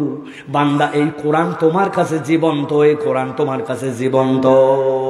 এই জীবন্ত মানে এরকম নয় যে বিকালবেলা পড়ে ভুলে টেবিলের উপরে রেখে দিয়েছি, সকালবেলা উঠে দেখি কোরআন নড়তে চড়তে আলমারির উপর উঠে গেছে। কোরআন এরকম জীবন্ত মুজিজা নয়, বরং জীবন্ত মুজিজা 1400 বছর আগেও যেরকম মানুষকে পরিবর্তন করে মানুষকে জান্নাতের রাস্তা দেখাইছে, কিয়ামত পর্যন্ত ওই কোরআন গ্রহণ করলে মানুষকে পরিবর্তন করে জান্নাতের পথ দেখাবে। ঠিক কি না? এই পথের দিশা আপনাকে কোরআন ছাড়া কেউ দিবে না, কেউ আপনাকে এই পথের দিশা দিতে পারবে না। সবাই ডাকবে সকলের দলের দিকে, সকলে ডাকবে সকলের স্বার্থের দিকে, কিন্তু একমাত্র কোরআন আপনাকে এই পথের দিশা দিবে। কিয়ামত পর্যন্ত আপনার জন্য বিশ্বাস রাখতে হবে, এই জন্য আমার জীবনের স্বার্থে আমার কোরআন প্রয়োজন। ঠিক কি না? অনেক জোরে বলছি ঠিক। আমার বউ বলছে একদিন সকাল 7টার সময় পাশের বাসার এক ছেলেকে মা এমন মারতেছে। নরম মনের মানুষ বলতেছে, ভাবি ভাবি জালনা দিয়ে মারেন না তো, মারেন না। কেন মারতেছেন? বলে ভাবি মারতে বারণ করেন না, আমি কি মারতে চাই সাধে। ক্লাস 8-এ পড়ে। এমন একটা স্যার পাইছি যে স্যার মাত্র মাসে 8টা ক্লাস করায়, 5000 টাকা দেওয়া লাগে।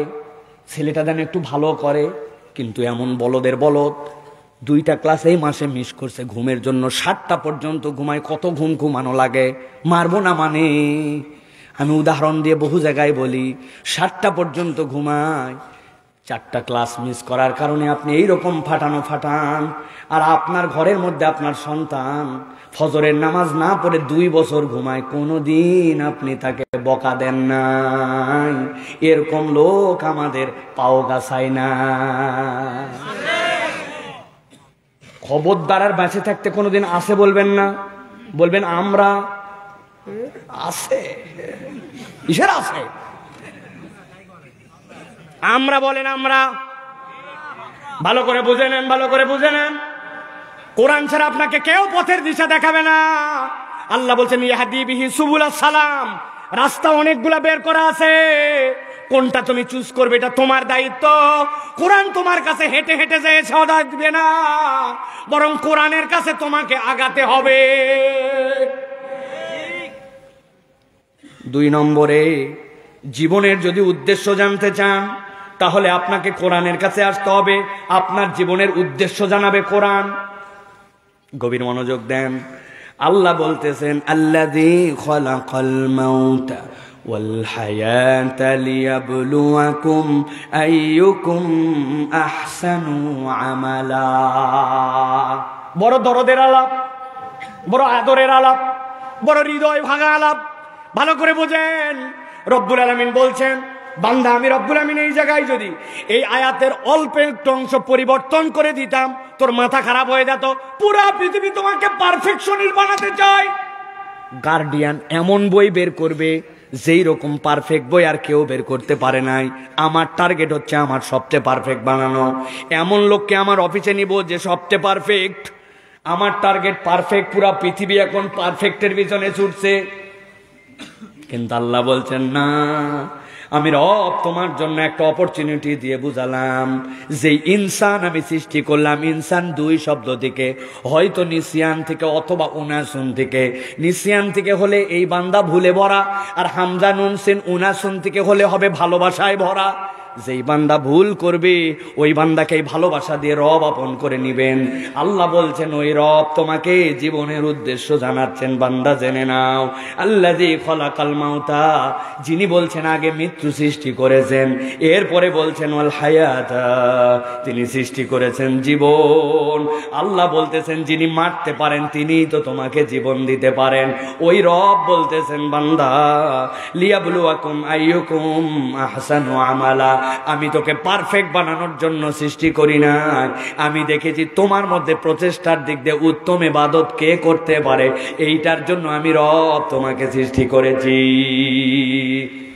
আহসানু আমালা, আর আকমালু আমালার মধ্যে পার্থক্য কি?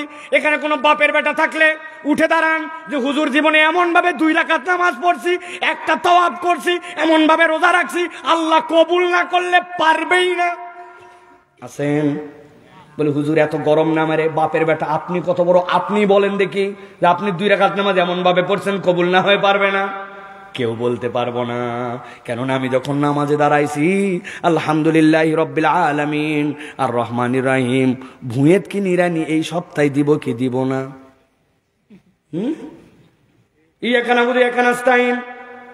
বাজারের যে অবস্থা, আজকে হাটে কোন সময় যাই আছে কি না? ওরে ভাই, আমি যদি বলতে থাকি আপনাদের সব কথার সাথে মিলে যাবে। ফেসবুকে একটা পোস্ট দিয়ে আসছি, কুল ওয়াল্লাহ আল্লাহ কয়টা লাইক বোধহয় পড়লো, আছে কি না? প্রিয় ভাইরা, আমি এটা বুঝানোর জন্য বলছি, নামাজকে ভাঙানোর জন্য বলছি না। আপনার আমার নামাজ এইরকম, তাহলে আল্লাহ যদি বলে 2 রাকাত নামাজ পড়ছিস, রোজাটা কেমনে রাখছিস, পারফেক্ট না হলে আমি কবুল করব না, বান্দা বিপদে পড়ে যেত। আল্লাহ বলছেন আমি পারফেকশনিস্ট তোকে বানাতে চাই না, আমি কোরআন দিয়ে তোকে বুঝাতে চাই। আইয়ুকুম আহসানু আমালা। তোর 1000 মনের মধ্যে অশান্তি আসার পরেও নামাজ ছাড়িস নাই, 1000 ধরনের তোর সামনে বেরিয়ার আসার পরেও তুই আল্লাহর পথ থেকে কখনো বেরিয়ে যাস নাই। লোক পুরা সমাজ উল্টা ছিল, কিন্তু তারপরেও তুই আল্লাহর পক্ষে থেকে গেছিস। আল্লাহ বলছেন আইয়ুকুম আহসানু আমালা। আমি দেখতে চাই কোন বান্দাটা উত্তম প্রচেষ্টা করেছে। জীবনের এই বোধ একমাত্র আপনাকে কোরআন শেখায়, বাকি দুনিয়ার লোক আপনাকে চূড়ান্ত কমার্শিয়াল বানায় দিতে চায়, ঠিক কিনা? রব আপনাকে অপরচুনিটিস দিয়েছেন। আল্লাহ বলছেন জীবনের একটা উদ্দেশ্য আছে, আমি তোমাকে দিয়েছি। কি উদ্দেশ্য? আল্লাহ বলছেন কুনতুম খায়রা উম্মাতিন উখরিজাত লিন-নাস তা'মুরুনা বিল মা'রুফি ওয়া তানহাউনা আনিল মুনকার। এই বান্দা, আমি তোমাকে শ্রেষ্ঠ বানাইছি কি জন্য? তা'মুরুনা বিল মা'রুফ। তোমার দায়িত্ব হচ্ছে সৎ কাজের আদেশ দেওয়া। কি দেওয়া? এই খবরদার বিড়ি খাবি না। বলছে বেশি কথা বলবেন না, গত সপ্তাহে আপনার গাঁজা খেতে দেখছি, আছে কিনা? বিড়িখোর আপনাকে কেমনে শাসাবে? কেন? ওই তো গাঁজাখোর। 4-5 বন্ধু মিলে দোকানের পিছনে বসে, বলছে দোস্ত বহুদিন ধরে ওগুলা বিড়ি খাচ্ছিস, ভাল লাগে না, ভিতরে মাল ফেলা। ভিতরের মাল একজন ফেলাইছে, পকেট থেকে বের করে কুচকুচ করে কেটে ওর মধ্যে ভরাইছে। ভরায় বলতেছে একটা নেতে যেমন তেমন 2টা নেতে রাজা, পাওগাছা অঞ্চলে উহার নাম গাজা। আছে না এরকম ভাই? শিওর? কে বলছে আছে? কে বলছে আছে? যদি থাকে তাকে ধরতে হবে তো ভাই। ওইগুলো দিন তো শেষ ভাই, ওইগুলো দিন শেষ। যে আপনি খালি বললেন আর শুনলেন, ওই দিন শেষ। মসজিদের সামনে বেনামাজি, গাঁজাখোর, সুদখোর, ওদের নামের তালিকা প্রিন্ট করে ছাপাতে হবে। অন্তত নূর ভাই যে এলাকার চেয়ারম্যান, ওই জায়গায় কোনো দাদনের ব্যবসা চলবে না, ওই জায়গায় কোনো গাঁজাখোর থাকতে পারবে না। সুরসুরি কথা শেষ। তা'মুরুনা বিল মা'রুফ। আপনাকে সৎ কাজের আদেশ দিতে হবে, এটা কোরআন আপনাকে শেখাচ্ছে, অন্য কেউ আপনাকে বলে নাই, ঠিক না? সবাই বলে নিজে বাঁচলে বাপের নাম, ওইটা না, এটা আপনাকে দায়িত্ব দিয়েছে কোরআন। আমি উদাহরণ দিয়ে বলি। প্রথমে একটা উদাহরণ দিছি, তারপর আরেকটা দিছি, তারপর আরেকটা দিছি, 3টা গেছে, 4র্থ উদাহরণ। গল্প নয়, মনে রাখবেন। মসজিদের সামনে একটা কুকুর মারা গেছে, মসজিদের 3 ধাপ। প্রথম সিঁড়িতে একটা কুত্তা মরছে। ফজরের সময় ইমাম সাহেব এসে দেখছে, হাই রে, মরার জায়গা পাইল না, কুত্তা মরবি তো পর মসজিদের সিঁড়িতে। ইমাম সাহেব লাফ দিয়ে ঢুকছে মসজিদে, মুসল্লিরাও ঢুকছে। ঢুকে বলছি, ইমাম সাহেব ফজরের পর কি বিধি কিচ্ছি কথা, কুত্তা মরছে, মরার জায়গা পেল না, গন্ধ তো বাড়াতে শুরু করছে। যাইয়েন না জানি নামাজ পড়ে সবাই কুত্তা সরানোর জন্য দোয়া হবে।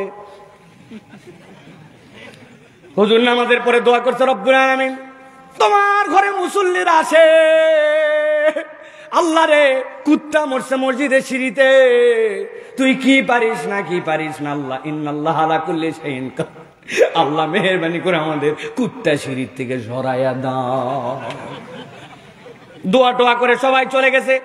রোদ উঠছিল ওই দিন 100 জোহরের নামাজের আগে কুত্তার পেট বাস্ট হয়েছে। পেট বাস্ট হয়ে এখন আস্তে আস্তে গন্ধের ঠেলায় আশপাশে টিকা কঠিন। হুজুর চিন্তা করছে, ফজরের খাস মুসল্লিদের দোয়া করলাম, কুত্তা সরেনি, বোধহয় তাবারুক ছিল না, এই জন্য সেক্রেটারি সাহেব বলছে এইভাবে কাজ হবে না, আসরের সময় বিরিয়ানি দিয়ে কুত্তা সরানোর দোয়া হবে। কথার কথা বলতেছি, যদি আসরের সময় গ্রামবাসী মিলেও দোয়া করে, রব তুমি সকালবেলা তাবারুক সারা দোয়া হয়েছিল, এখন বিরিয়ানি দিয়ে দোয়া, আল্লাহ মেহেরবানি করে তুমি আমাদের কুত্তা সরা। 24 ঘন্টা পরে মসজিদে আর ঢোকাই যাবে না, ঠিক কিনা? বোঝেন না কেন তাহলে? কুত্তা সরানোর পদ্ধতি আছে। কুত্তা সরানোর পদ্ধতি হচ্ছে আলা কুল্লুকুম রাইন ওয়া কুল্লুকুম মাসউলুন আন রাইয়াতিহি। তোমাদের সমাজে প্রত্যেকের দায়িত্ব আছে, দায়িত্বশীলতার সম্পর্কে জিজ্ঞাসা করা হবে। মান রাআ মিনকুম মুনকারান ফালিয়াতাগাইয়ারহু বিয়াদিহি ফাইন লাম ইয়াস্তাতি ফাবিলিসানিহি ফাইন লাম ইয়াস্তাতি ফাবিকলবিহি।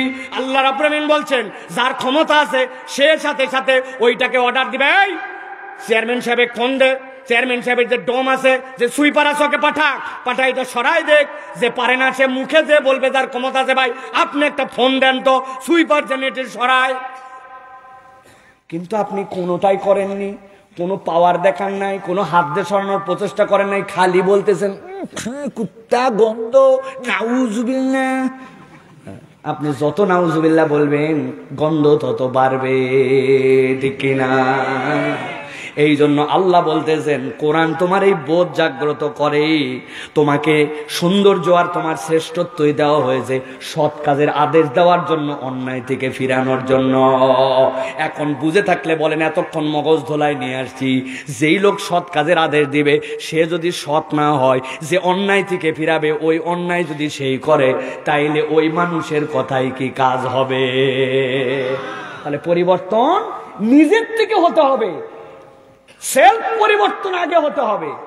এখানে একটা মজার কথা আছে, আমরা বলি ভালো মানুষের সাথে চলাফেরা করবেন, একজন এসে বলছে হুজুর ভালো মানুষ নাই, আর সমাজে নাই, বড় বড় নিঃশ্বাস আগে ছেড়ে নেয়, নাই ভালো মানুষ নাই। যারাই কথা বলার টাউট নাম্বার 1 বলেন কি? কি জন্য বললাম এই কথা? এত বড় কথা, এত সাংঘাতিক কথা কেন বললাম? ব্যাককল তুমি ভালো মানুষ নাই বলতেছো, তো তোমার ভালো মানুষ হতে সমস্যা কোথায়? তুমি ভালো হলেই তো একজন লোক ভালো মানুষ খুঁজে পায়, নিজে ভালো হবে না, কিন্তু খালি বলবে সমাজটা শেষ হয়ে গেল। না, আছে কি না? অতএব ভালো করে বোঝেন, আপনার জীবনের উদ্দেশ্য বারবার রিমাইন্ডার দেয় কোরআন। কোরআন ছাড়া আপনাকে প্রকৃতার্থে জীবনের উদ্দেশ্য কেউ বুঝাবে না। মনে থাকবে? আল্লাহ রাব্বুল আলামিন বলছেন, আচ্ছা দেখি আপনাদের কতটুক মনে আছে, কোরআনের সাথে আমাদের সম্পৃক্ত হওয়ার কারণ কয়টা? হাত ওঠেনি, কয়টা? আরেকটা চান্স দিলাম, সব হাত নামান। কয়টা বলছি? কয়টা? কয়টা বলছি? বাকি আছে কয়টা? চলবে, চলবে, ঠিক আছে চলেন। 3 নম্বরে কোরআনের সাথে আপনার সম্পৃক্ত হওয়ার কারণ, আপনি কোরআনহীন হলে আপনি চলতে পারবেন না। 3 নম্বর কারণ হচ্ছে জীবনের সত্যতা এবং সততার অনুভব যদি পেতে চান, কোরআনুল কারীম ছাড়া আপনার কাছে কোনো বিকল্প নাই। কথাটা অনেক কঠিন হয়ে গেছে, চলেন সহজ করে দেই। আল্লাহ বলতেছেন, আল্লাযীনা ইউমিনুনা বিল গায়বি ওয়া ইউকিমুনাস সালাতা ওয়া মিম্মা রাযাকনাহুম ইউনফিকুন। আল্লাহ রাব্বুল আমিন বলছেন, দুনিয়ার মানুষের 2টা ধারা আছে। একটা ধারার লোক যা দেখি তাই কেবল বিশ্বাস করি, এই ধারার লোক প্রকৃতার্থে সুখ খুঁজে পাবে না। আল্লাহ বলছেন, আল্লাযীনা ইউমিনুনা বিল গায়ব। 1 নম্বর ধারার একটা ব্যতিক্রম লোক আছে, এদের দিলের মধ্যে শান্তির কোনো শেষ নাই। যারা বিশ্বাস করে গায়েবে, অদৃশ্যে, ও জানে সবকিছু আমার নিয়ন্ত্রণে নয়, বরং আল্লাহ রাব্বুল আলামিনের নিয়ন্ত্রণে। সুবহানাল্লাহ বলে। আল্লাহর একজন পয়গম্বর ছিলেন মুসা আলাইহিস সালাম। কি নাম? মুসা আলাইহিস সালাম। হাদিসের মধ্যে আসছে আদম আলাইহিস সালামের সাথে ঝগড়া লাগাইছিলেন, জানেন আপনি? আদম আলাইহিস সালামকে বলতেছে, আব্বা, কি এটা আমার কথা নয়, হাদিসের কথা, আব্বা আল্লাহ পুরা জান্নাত দিল আপনাকে, জান্নাতের সব নাজ নিয়ামত ভরপুর, আপনি কোন দুঃখে ওই গাছের কাছে গেলেন? যাওয়ার জন্যই তো আমাদের দুনিয়াতে আসা লাগছে, আপনি এই কাম না করলেই তো দুনিয়া আসা লাগতো না। কেইসা বেটা, চিন্তা করছেন? নবীজি বলতেছেন, মুসা আলাইহিস সালাম বলতেছে, মুসা আলাইহিস সালাম এমনি গরম, কিন্তু উনি এমনি গরম, উনার তবিয়ত গরম। আরে নবী করিম সাল্লাল্লাহু আলাইহি সাল্লামকে পর্যন্ত উনি গরম দিছেন। আল্লাহু আকবার। বেয়াদবি না? এটা হচ্ছে তার ধরন। নবীজি সাল্লাল্লাহু আলাইহি সাল্লাম যখন ষষ্ঠ আসমানে মুসা আলাইহিস সালামের সাথে দেখা করছেন, দেখা করার পরে যখন পরিচয় দিছেন, আমার উত্তম সন্তান, আমার উত্তম ভাইয়ের প্রতি আমার সালাম। নবী যখন উপরে চলে যাচ্ছেন জিবরাইল আমিন সহ, তখন নবীজি শুনতে পাচ্ছেন কে যেন একটা বলতেছে নিচ থেকে, আমার পরে আসলো আর আমি ষষ্ঠ আসমানে ওই উপরে উঠে চলে যাচ্ছে। নবীজি এই কথা শুনে ঘাবড়াই গেছেন যে জিবরাইল আমিনকে বলতেছেন এই কথা বলে কে? বলছে এটা মুসা বলতেছে। তো বলতেছে এরকম করে বলতেছে বলে উনি আর ওনার আল্লাহ জানে, ওনারা এই ধরনের কথাই বলে। সুবহানাল্লাহ। বাপকে বলছে আব্বা আপনি কেন আসলেন? এই কামটা না করলে তোমাদের দুনিয়ায় আছে এই হিসাব নিকাশ বিধি কিচ্ছি ব্যাপার। আদম আলাইহিস সালাম উত্তর দিয়েছেন, হাদিসের মধ্যে আসছে, বলছে সন্তান তোমার কথা ঠিক, তবে তুমি কি জানো দুনিয়াতে সকলে আসার কত হাজার বছর আগে আমাদের আমলনামা লেখা? বলছে জানবো না কেন, 50,000 বছরটা কি হয়েছে? ঠান্ডা হও, কি হয়েছে মানে আমি যে ঘটনা ঘটাবো জান্নাতে, তো আমার আসার 50,000 আগে, 50,000 বছর আগে লেখা, আমার কি দোষ? এই কথা কেন বললাম? আল্লাযীনা ইউমিনুনা বিল গায়ব, যত বিপদ হোক অন্তরের মধ্যে বিশ্বাস করে গায়েবের একজনের প্রতি আমার বিশ্বাস আছে। আল্লাহ বলতেছেন জীবনের বোধ ভালো করে বুঝেন। আল্লাহ রাব্বুল আমিন বলছেন ওয়া ইউকিমুনাস সালাহ, ওই মানুষগুলা সালাত কায়েমকারী হয়, কেবল আদায়কারী হয় না। সালাত কায়েমের কনসেপ্ট কি? এটা নূর ভাইদের আইটেম, আপনাদেরকে বুঝাবে, আমি কেবল ছোট্ট করে বুঝাই। আপনার ডান পাশে একজন মাঠের থেকে কেবল উঠে আসছে, গাতে গন্ধ বাড়াচ্ছে, ভিজা গা, নামাজে দাঁড়াইছে। বাম পাশে আর একজন রিক্সাওয়ালা, আর আপনি বাবা হাজি সাহেব মানুষ, আতর সুগন্ধি সব লাগায়, সুন্দর জামা পরে আসরের নামাজে এসে দাঁড়াইছেন। হাজি সাহেব বলছে পিছে দাঁড়া, গাতে গন্ধ বাড়ায়, তুই কি জন্য? তুই আর সাধারণ লোক, রিক্সাওয়ালা পিছে দাঁড়ায়, পাশে আমার হাজি সাহেবের অন্যরা দাঁড়াবে, বলতে পারবে? কথা বলেন না যে এই পিছন থেকে কথা বলেন, পারবে? সাধারণ কনসেপ্টটা বুঝে নেন। যেই তাসবিয়া নামাজের মধ্যে জামাতে কাতারে হয়, আল্লাহ বলছেন ইকিমুনাস সালাহ, আমার বান্দারা ওই সমতাটা সমাজের মধ্যেও ছড়ায় দিতে যায়। এই কাজে, এই আন্দোলনে যারা, তারাই হচ্ছে সালাত প্রতিষ্ঠার আন্দোলনের কর্মী। আল্লাহ বলতেছেন তাদের আর একটা গুণাগুণ, وَمِمَّا رَزَقْنَاهُمْ يُنْفِقُونَ। আল্লাহ বলছেন তাদের গুণাগুণ ওয়ামিম্মা, আমার দিকে তাকান, ওয়ামিম্মা আমি যা দেই, রাযাকনাহুম তাদের প্রতি রিজিক, ইউনফিকুন আমার দেওয়া রিজিক থেকে তারা খরচ করে। রিজিক তাহলে দেয় কে? আল্লাহ। ধান লাগাইছেন আপনি, কাটছেন আপনি, পানি দিছেন আপনি, বেটা আমার জমি, হে কি দিব না দিব, ওষুধ দিব কিনা দিব, এটা আমার ব্যাপার, ঠিক কিনা? ঠিক কিনা? ঠিকই তো। কিন্তু কোনোদিন কল্পনা করে দেখেন নাই ডাইরেক্ট আপনারা কি ছিটায় ছিটায় ধান লাগান? ভাই কি করেন? আগের দিন ভিজায় রাখেন, এরপর একটা ছোট্ট বীজতলা বানান। আমাদের বগুড়া অঞ্চলটাকে কি বলে ভাই? বিছন, ঠিক না? ও মুরব্বী, 60 বছর 70 বছর বিছন ছিটাইছেন, কোনদিনের আগে কেউ আপনাকে এই কথাটা বলে নাই? বিছন ছিটাই দিছেন, বিছনগুলা ভেজানোর পরে যখন ছিটাইছেন, বুঝে থাকলে উত্তর দিবেন। বিছনের যে দিক সেদিক থেকে শিকড় বাড়ায়, আর যে দিক সেদিক থেকে পাতা গজায়। শিকড় বের হওয়ার দিক আছে, পাতা গজানোর দিক আছে। কিন্তু আমি চ্যালেঞ্জ দিয়ে বললাম আপনাকে, আপনি আগের সন্ধ্যাবেলা যে বিছন ছিটাই আসছিলেন, ওর 95% আপনার ভুল ছিটানো ছিল। কোনোটা উপর হয়ে পড়ছে, কোনোটা শীত হয়ে পড়ছে, কোনোটা একটার উপর আরেকটা পড়ছে, মাত্র 5 ভাগ কাকতালীয় ভাবে নিজ দিকে গেছিল। কিন্তু ওভারনাইটে আল্লাহ রাব্বুল আমিন সকল বিছনের গোড়াগুলা নিচের দিকে দিলেন, কুশিগুলো উপর দিকে উঠায় দিলেন। আপনি আপনার জমি বলেন, আপনার আবাদ বলেন, অথচ আপনার 95% বিছন ছিটানোই আপনার ভুল ছিল। ওয়ামিম্মা রাযাকনাহুম ইউনফিকুন, আল্লাহ বলছেন তোমাকে দেওয়া রিজিক থেকে তুমি খরচ করো। বান্দাই রিজিকের মালিক তুমি নয়, বলছে আমার ছেলে বিদেশে থাকে, আমি আর স্কিমের মধ্যে নাই রে বানুর, নিজে এনা ডিপ দিছি, ওটা দিয়েই শেষ করি। বাপরে ফুটানি আছে না? আপনি ডিপ দিছেন নিজে, আপনি স্কিমের মধ্যে নাই, কিন্তু নিচে যে রিজার্ভ ট্যাঙ্ক ওইটা আপনার দাদা মুইতে ভরাই থুছিল। ওই পানি কার? আপনার। ওয়ামিম্মা রাযাকনাহুম ইউনফিকুন, ভালো করে বুঝেন। রিজিক কেবল এইটুকু নয়, ওয়াইড কনসেপ্ট আছে। আমি যখন অ্যাক্সিডেন্ট করলাম, অ্যাক্সিডেন্ট করার পরে পেছন থেকে আমার ট্রাক মারছে। ট্রাক মারার পরে আমার গাড়ি যে সামনে বাসের নিচে ঢুকছে, এগুলা যা বলতেছে এরপরের থেকে কিচ্ছু আমার মনে নাই, সবগুলো ভিডিও দেখে বলতেছি। কিন্তু পেছন থেকে যখন ধাক্কা দিল আমার জ্ঞান চলে গেছে। জ্ঞান যখন ফিরছে, ফিরানোর পরে সামনে তাকাচ্ছি, তাকায় দেখি আর দেখতে পাই না, দুই চোখের আমার দৃষ্টি নাই। আর কি রে, আমি চোখে দেখি না কেন? খানিকক্ষণ পরে চোখ ডলা দিলাম, বাম চোখ ডলা দিলাম, আমাকে উঠে দাঁড়াতে হবে। ডান চোখের এখানে একটা কাঁচ ভরেছিল, টান দিছি, পুরো এই মাথা থেকে মাথা ছিঁড়ে গেছে, চোখ ফাঁক হয়ে গেল। কিন্তু সাথে সাথে আবার আমি দেখতে শুরু করলাম। ভালো করে বোঝেন, আমি রাত্রে ঘুমাই গেলাম, চিন্তা করলাম, চোখ বন্ধ হয়ে গেল, কোনো চার্জ দেওয়া লাগলো না, কিছু দেওয়া লাগলো না। সকাল হয়ে গেল, আবার চোখ দিয়ে দেখতে শুরু করলাম। আপনি মনে করছেন ধান চালার আবাদে আপনার রিজিক? না না, আল্লাহ যে আপনাকে আমাকে চোখ দিয়ে দেখায়, কান দিয়ে শোনায়, এটাও আল্লাহর দেওয়া রিজিক।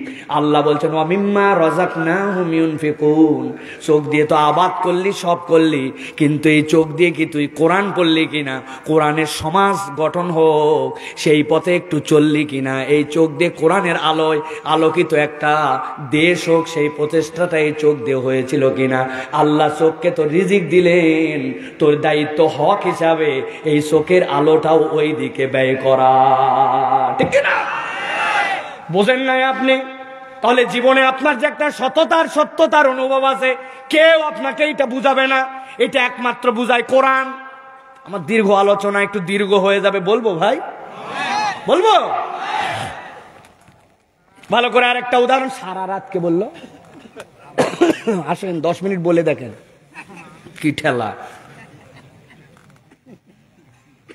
ভালো করে খেয়াল করেন, একদল লোক আছে, আমরা যদি বলি ভাই আসেন, যেগুলা ব্যাংক লুটপাট হয়েছে, দেশের টাকা লোপাট হয়েছে, ওদের বিচার কোরআনের আইনে হোক, ওরা রাজি না। আমরা যদি বলি জেনার বিচার, সমাজে পরকীয়ার বিচারটা আল্লাহর দেওয়া পদ্ধতিতে হদ দিয়ে হোক, আল্লাহ যেভাবে বলছেন ওইভাবে হোক, পাথর নিক্ষেপ করতে করতে শেষ করে ফেলা হবে। ও বলবে কি সাংঘাতিক কথা, এটা আবার কেমন কথা, এটা বর্বচরিত, একদম এত হাজার বছর আইন, এটা চলে না আসলে, এরকম নামাজ রোজা করে, কিন্তু এইরকম কথা বলনেওয়ালা লোক আছে কিনা? আসতে বলবেন না কিন্তু, কথা সাংঘাতিক কথা কিন্তু বলেন, আছে কিনা? ভালো করে উদাহরণটা মাথায় রাখেন। সপ্তম উদাহরণ দিচ্ছি, আল্লাহ মাফ করুক, আল্লাহ মাফ করুক, ধরেন আপনার বোন কোন অসদাচরণের শিকার হয়ে গেছে, কোন নরপশুদের দ্বারা অসদাচরণের শিকার হয়ে গেছে। এরপরে আপনার বোন বাড়িতে আসছে, কিন্তু তার সতীত্ব হারায় গেছে। এখন আপনি তার ভাই, বড় ভাই, আপনার বুকের মধ্যে কিরকম আগুন জ্বলবে বুঝেন। হঠাৎ করে সিসি ক্যামেরা দেখে ফাইন্ড আউট হয়ে গেছে সমাজের এই দুইটা বখাটে এই কাজ করছে।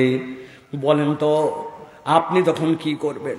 যদি ওই দুইজন ধরে, আপনি বলবেন এই যে হাসা নিলাম, এই যে বটি নিলাম, আমি মরে যাই, মরে যাব, আমার বিচারে ফাঁসি হলে হবে, কিন্তু আমার বোনের যে সতীত্ব হরণ করছে তার ধরের থেকে কল্লা নামায় দিব, যেহেতু খুঁজে পাইছি, এখনো পুলিশ ধরতে আসে নাই। যদি সত্যিকার ভাই হয় আর সত্যিকার পুরুষ হয়, তার ভিতরে এইরকম আগুন জ্বলবে কিনা? কথা বলেন, জ্বলবে কিনা?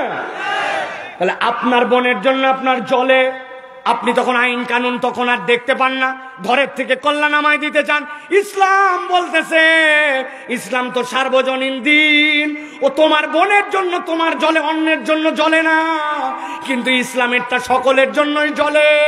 যেই মহিলার সাথে এরকম করা হয়েছে সে কারো বোন, কারো মা, কারো ফুপু, কারো খালা, অতএব তার জন্য যখন বিচার হবে, যেই নরপশু এই কাজ করবে তাকে পাথর নিক্ষেপ করতে করতে হত্যা করে ফেলা হবে।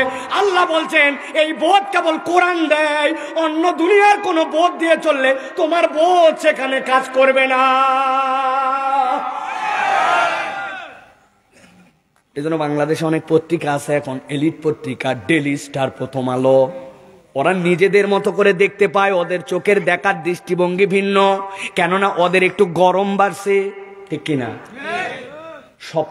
অষ্টম উদাহরণ, গরম বাড়ার কারণ কি জানেন ভাই?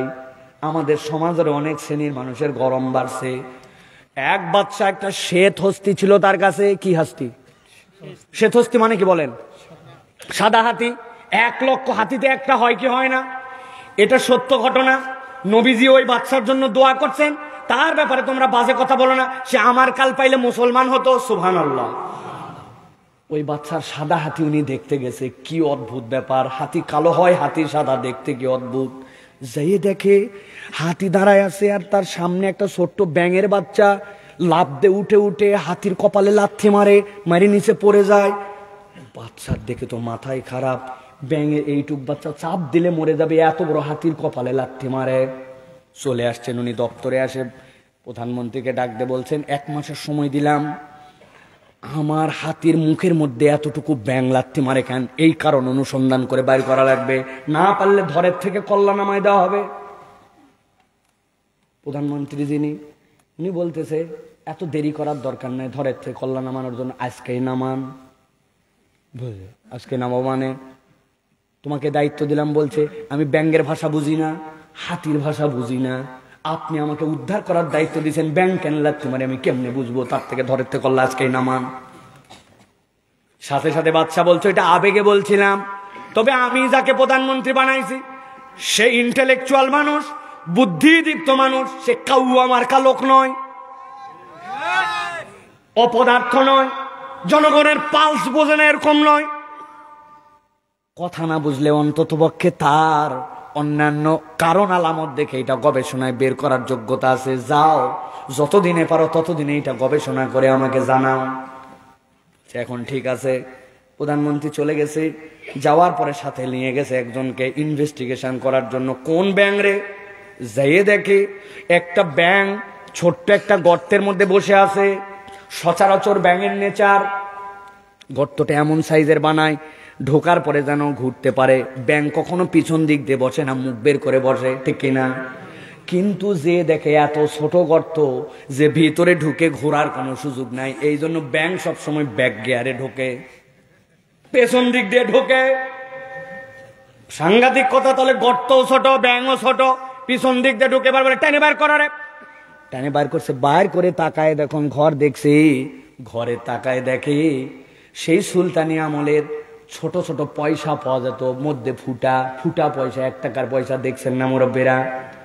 ওই ফুটা পয়সা একটা ওই ব্যাংকের ঘরের নিচে রাখা আছে।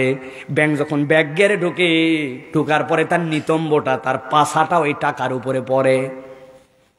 উনি বাচ্চার কাছে চলে আসে, বাচ্চা ইনভেস্টিগেশন কমপ্লিট, তদন্ত কমপ্লিট। কি পাইলে? 1 মাস সময় দিলাম, ঘাবড়ায় গেলে 10 মিনিটে বাইর করে আনছো। বলে বাচ্চা শোনেন, গর্ত ছোট, ভিতরেও ঢুকতে হয় পিছন দিয়া, কিন্তু যেখানে যায় বসে ওখানে একটা পয়সা আছে ছোট, ওই পয়সাটা ওর মধ্যে এমন গরম দিছি ও নিজের হিসাব আর মাপে না, ও লাথি মারে হাতির মাথায়। বাংলাদেশে এরকম অনেক লোক আছে, অল্প একটু পয়সা পায়া, অল্প একটু পাওয়ার পায়া, অল্প একটুখানি ক্ষমতা পায়া তারা বিরাট বড় ইসলামের উপরে, ইসলামিস্টদের উপরে গরম দেখায়। তারা আসলে ইসলামিস্টরা যে হাতির মতো শক্তিশালী এইটা এখনো টের পায় না। চুপ করে আছি, ধৈর্য ধরে আছি, সবর করে আছি, মনে করতেছো যে এটা আমাদের দুর্বলতা। ভুল ভুল ভুল। আমরা সুযোগ দিচ্ছি তোমাদেরকে, শুধরায় যাও, নচেত 16 কোটি মানুষ এখানে কিন্তু রেফারির ভূমিকায় লাল কার্ড দিয়া বিদায় করতে 1 মুহূর্ত দেরি করবে না। ইসলাম আমাদের হৃদয়ে, ইসলাম আমাদের অন্তরে। হয়তো পারফেক্ট মুসলিম না, কিন্তু ইসলাম নিয়ে কোনো কথা বলবা এটা সহ্য করা হবে না। তাহলে জীবনের বোধ আপনাকে দেয় কোরআন, মনে থাকবে তো? অমিম্মা রাযাকনাহুম ইউনফিকুন, আল্লাহর দেওয়া রিজিক থেকে খরচ করে বান্দারা। কুঞ্জুস, কৃপণ, হারকিপটা, বেরোয় না, এরকম মুসলমান আছে কিনা? আরে জুম্মার দিন মসজিদে যেই ব্যাগ কল এখনকার সময় 20 টাকা দেয় না, এর থেকে আর কপাল পোড়ার দুনিয়াতে একটাও নাই। 20 টাকা বাড়ায় না আপনার থেকে, হাই হা হায় চায়ের দোকানে বসে সুরসুর করে টান দিছে 1 চা 5 টাকা, এক বিস্কুট 5 টাকা, প্রত্যেকদিন 4-5 কাপ চা খায়, 20-30 টাকা ফ্লেক্সি লোড দেয়, জামা আয়রন করে, অথচ আল্লাহর ঘরে যায় 20 টাকা দেয় না, 2 টাকা ছেঁড়া নোট, 1 টাকার কয়েন ভিক্ষুককে দিলেও নিবে না। 4 নম্বরে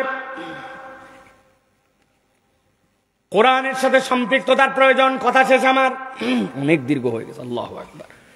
4 নম্বরে স্রষ্টার পরিচয় যদি জানতে চান, কোরআনুল কারীম ছাড়া আপনার রবের পরিচয় আপনাকে কেউ তুলে ধরবে না।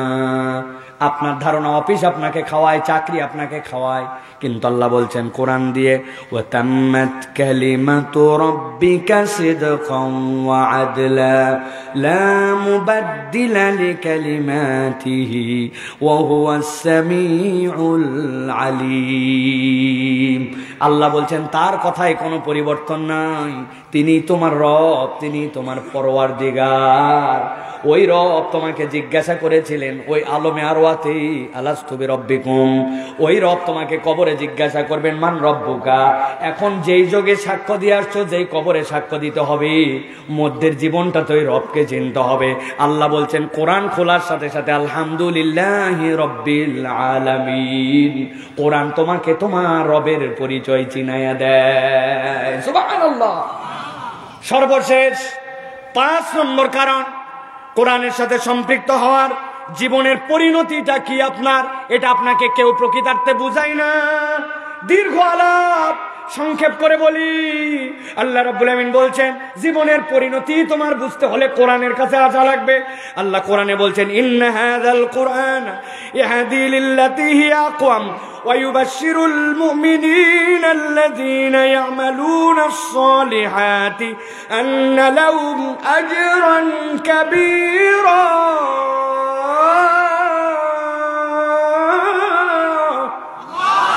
আমার রব বলতেছেন সংক্ষেপ একদম।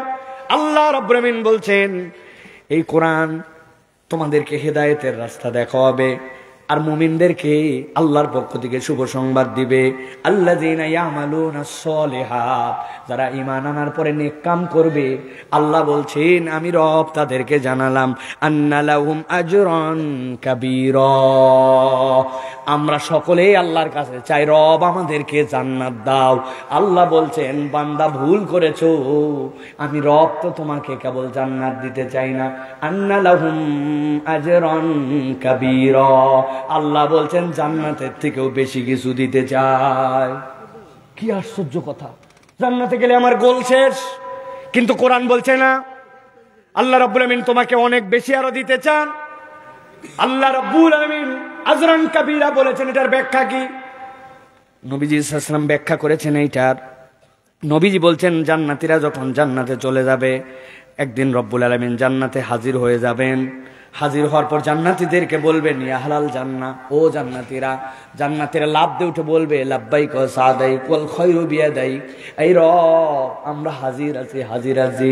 সাথে সাথে রব্বুল আমিন বলবেন ও জান্নাতীরা তোমরা হাজির আছো ঠিক আছে, কিন্তু তোমাদের কাছে জিজ্ঞাসা করি হাল রাদিতুম, তোমরা কি খুশি আছো নাকি?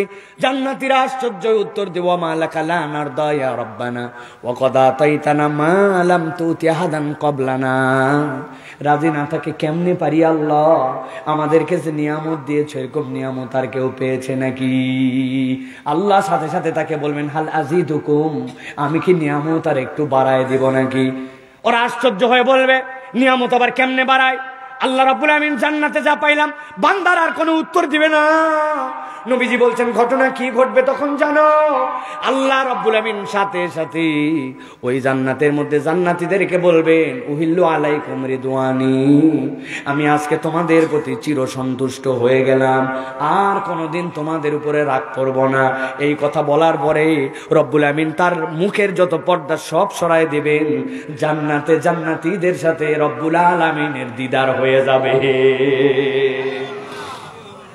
আল্লাহ বলছেন আনজা লাহুম আজরান কাবীরা, আমি রব সবচেয়ে বড় নিয়ামত তাকে দিব। একটু আগে যারা বলছিল আল্লাহ জান্নাতে যা নিয়ামত দিয়েছে আর কি লাগে। আল্লাহ যখন নিজেকে সরাই নেবেন, জান্নাতীদের আর জান্নাত ভালো লাগবে না। নবীজি বলছেন এরপর আল্লাহ প্রত্যেক দিন সকাল সন্ধ্যা জান্নাতের সকালে বান্দাদের সাথে দিদার দিতে থাকবেন। আল্লাহ বলছেন এইটাই বান্দা তোমার জন্য আজরান কাবীরা। যেই বান্দা আল্লাহর দিদার পাবে, জান্নাত পাবে, ওই বান্দা দুনিয়াতে আল ঠেকবে, দুনিয়াতে মিথ্যা কথা বলবে, অপর ভাইকে ধোঁকা দিবে, একটু ঘুমের কারণে সে নামাজ বাদ দিবে, ইচ্ছা মতো সে হাঁটুর উপরে কাপড় তুলে মালখাস মেরে মেরে কাজ করবে। আল্লাহর নির্দেশ কখনো ওই বান্দা প্রকৃত বুঝ চলে আসলে আর কখনো আল্লাহর নির্দেশ অমান্য করতে পারে না। কেননা আল্লাহ তাকে সবচেয়ে বড় নিয়ামত দিবেন, রব হিসাবে তিনি গ্যারেন্টি দিয়েছেন। এই কথা দুনিয়ার কেউ স্মরণ করাই দিবে না। এইটা কোরআনওয়ালাকে কোরআন বারবার বারবার সকাল বিকাল স্মরণ করাই দিবে, ঠিক কিনা? তাহলে এখন বলেন যে কোরআনের সাথে আমাদের সম্পর্কিত হওয়ার প্রয়োজন আছে কিনা? কোরআনের একটা সমাজ আমাদের দরকার আছে কিনা? কোরআনের আদর্শে আমাদের যুবকদের আদর্শিত হওয়ার দরকার আছে কিনা? আছে ভাই, বলছি সকলে, বুঝছিও সবাই। এখন সময় হচ্ছে অ্যাকশন এন্ড প্ল্যানিং। আমরা প্ল্যান করব এবং সামনে আগিয়ে যাব। আল্লাহ রাব্বুল আমিন যেন আমাদের কোরআনের সাথে সম্পৃক্ত হয়ে কোরআনময় জিন্দেগি দান করেন। আমার তরুণদেরকে যেন এই দুনিয়ার সামান্য মোহে পড়ে হারাম, লালসা, অসভ্যতা, অশ্লীলতা, ভাব মেরে চলাফেরা, এগুলো একটাও তোমাকে কখনো স্মার্ট বানাবে না। Be a Muslim and be a smart boy. আপনি মুসলমান যতটুকু পারফেক্ট, আপনি ততটুকু স্মার্ট, আর বাকিটুকু আপনার এটা বিলাসিতা, এটা আল্লাহ রাব্বুল আলামিনের কাছে অ্যাকসেপ্টেড হবে না, ঠিক কি না? অতএব আসেন আমরা কোরআনের রঙে নিজেদেরকে রাঙাই, আমরা কোরআনের বুঝ নিজেদের মধ্যে নেই। আজকের এই টোটা ফাটা ভাঙাচুরা যতগুলো কথা বললাম আপনাদের কাছে, ওই যে বলে আসছিলাম প্রথমে শুরুতে, যা বলতাম 1 লক্ষ লোকের সামনে, তাই আপনাদের জন্য এইটুকু লেখে পড়ে প্ল্যান করে আসছি। আল্লাহ যতটুকু সহযোগিতা করছেন বলেছি, আল্লাহ যেন আমাদের আজকের বলা অনুযায়ী আমাকে আপনাকে আমাদেরকে আমল করার তৌফিক দান করেন। হাযা মা ইনদি ওয়াল ইলমু ইনদাল্লাহ সুবহানাকাল্লাহুম্মা বিহামদিকা আশহাদু আল্লা ইলাহা ইল্লা আনতা আস্তাগফিরুকা ওয়া আতুবু ইলাইক। ওয়াসসালামু আলাইকুম ওয়া রাহমাতুল্লাহি ওয়া বারাকাতুহু। আর একটা দাওয়াত, ঈদের পরে আমাদের চাটখৈরের মাহফিল ইনশাআল্লাহ হবে, বিশাল আকর্ষণ থাকবে ইনশাআল্লাহ। আপনারা গেছেন না এর আগে ভাই? বাইতুল হুদা জামে মসজিদ, মসজিদ প্রায় শেষ, আগামীকালকে ওযুখানার ঢালাই হবে আলহামদুলিল্লাহ। ঈদের পরে ডেট হবে, মনে রাখবেন। ঈদের পরে পরে খোলা প্যান্ডেলে আপনাদের জন্য আকর্ষণ থাকবে, এখন বললাম না, ইনশাআল্লাহ আপনারা খুশি হবেন ইনশাআল্লাহ। দাওয়াত রইল। আসসালামু আলাইকুম ওয়া রাহমাতুল্লাহ।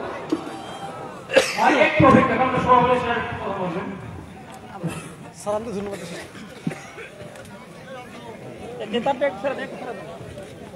হ্যাঁ,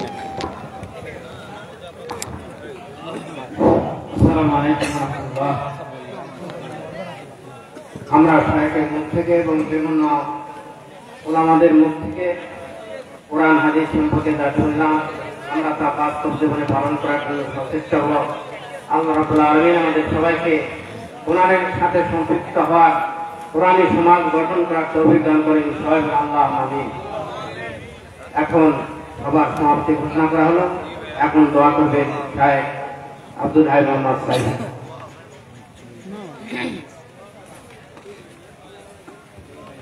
اللهم آمين.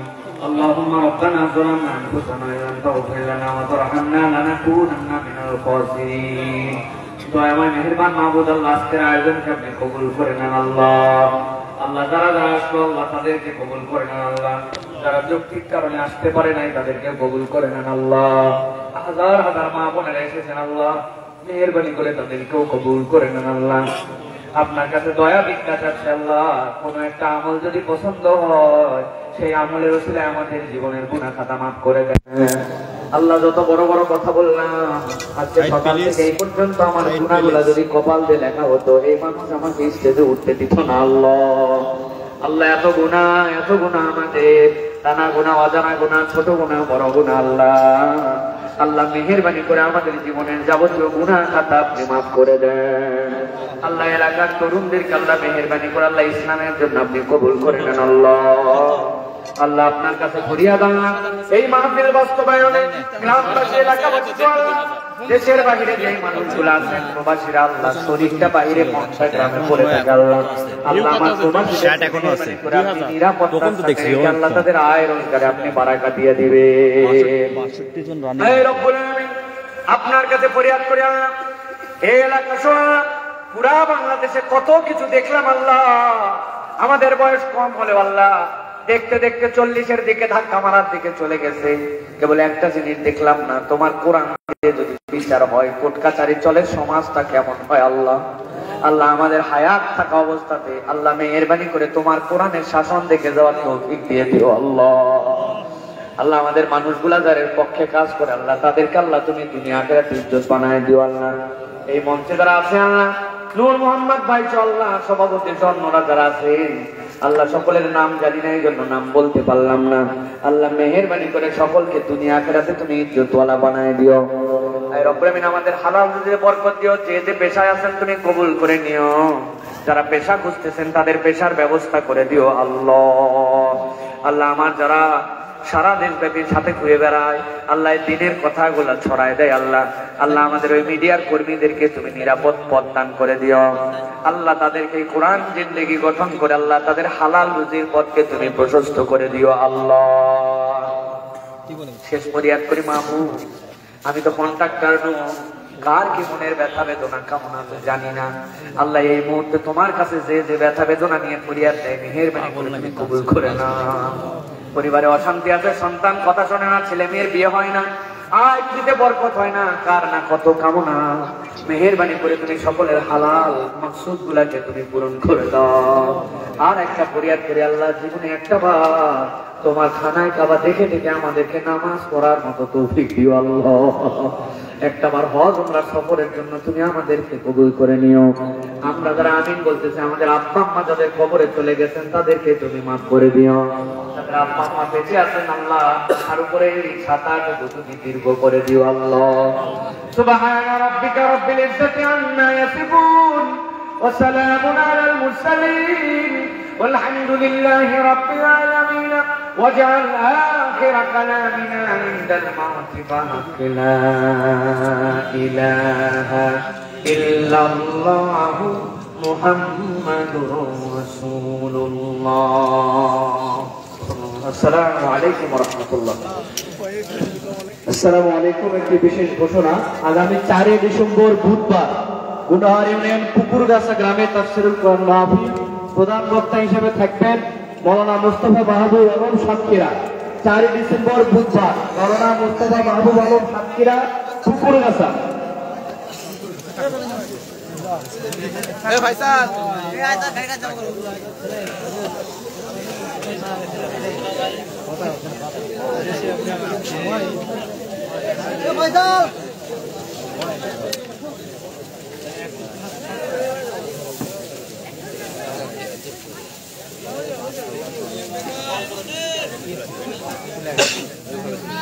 বেলাল ভাই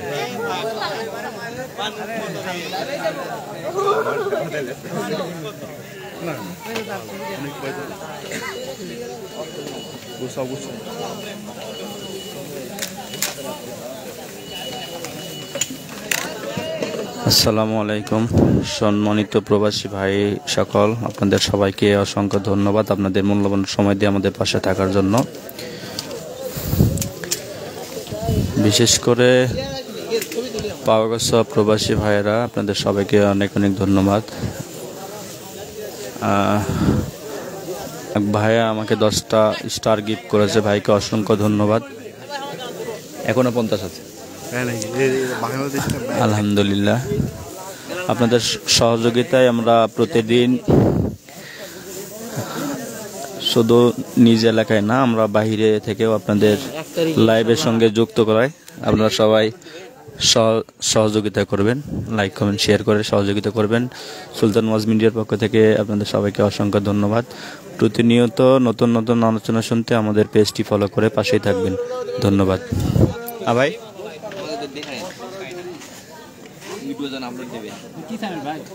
সুলতান ওয়াজ মিডিয়া সরাসরি আপনাকে হচ্ছে এই এলাকার যত প্রবাসী ভাইরা আছে সবাই শেয়ার করছে, দেখতেছি এখনো 40 জনের উপরে আছে।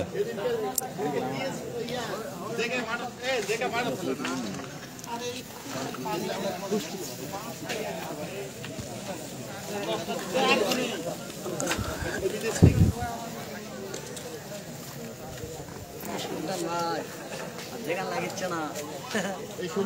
জি ভাই, জি জি।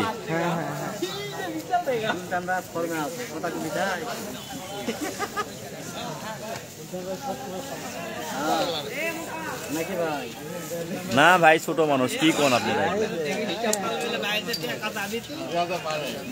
আলহামদুলিল্লাহ। আসসালামু আলাইকুম। আপনারা সবাই ভালো থাকেন, সুস্থ থাকেন, সুলতান ওয়াজ মিডিয়ার পাশে থাকবেন। আজকের মতো এখানে লাইভটি শেষ করলাম, কারণ আমাদেরকে এখান থেকে অনেক দূরে যেতে হবে।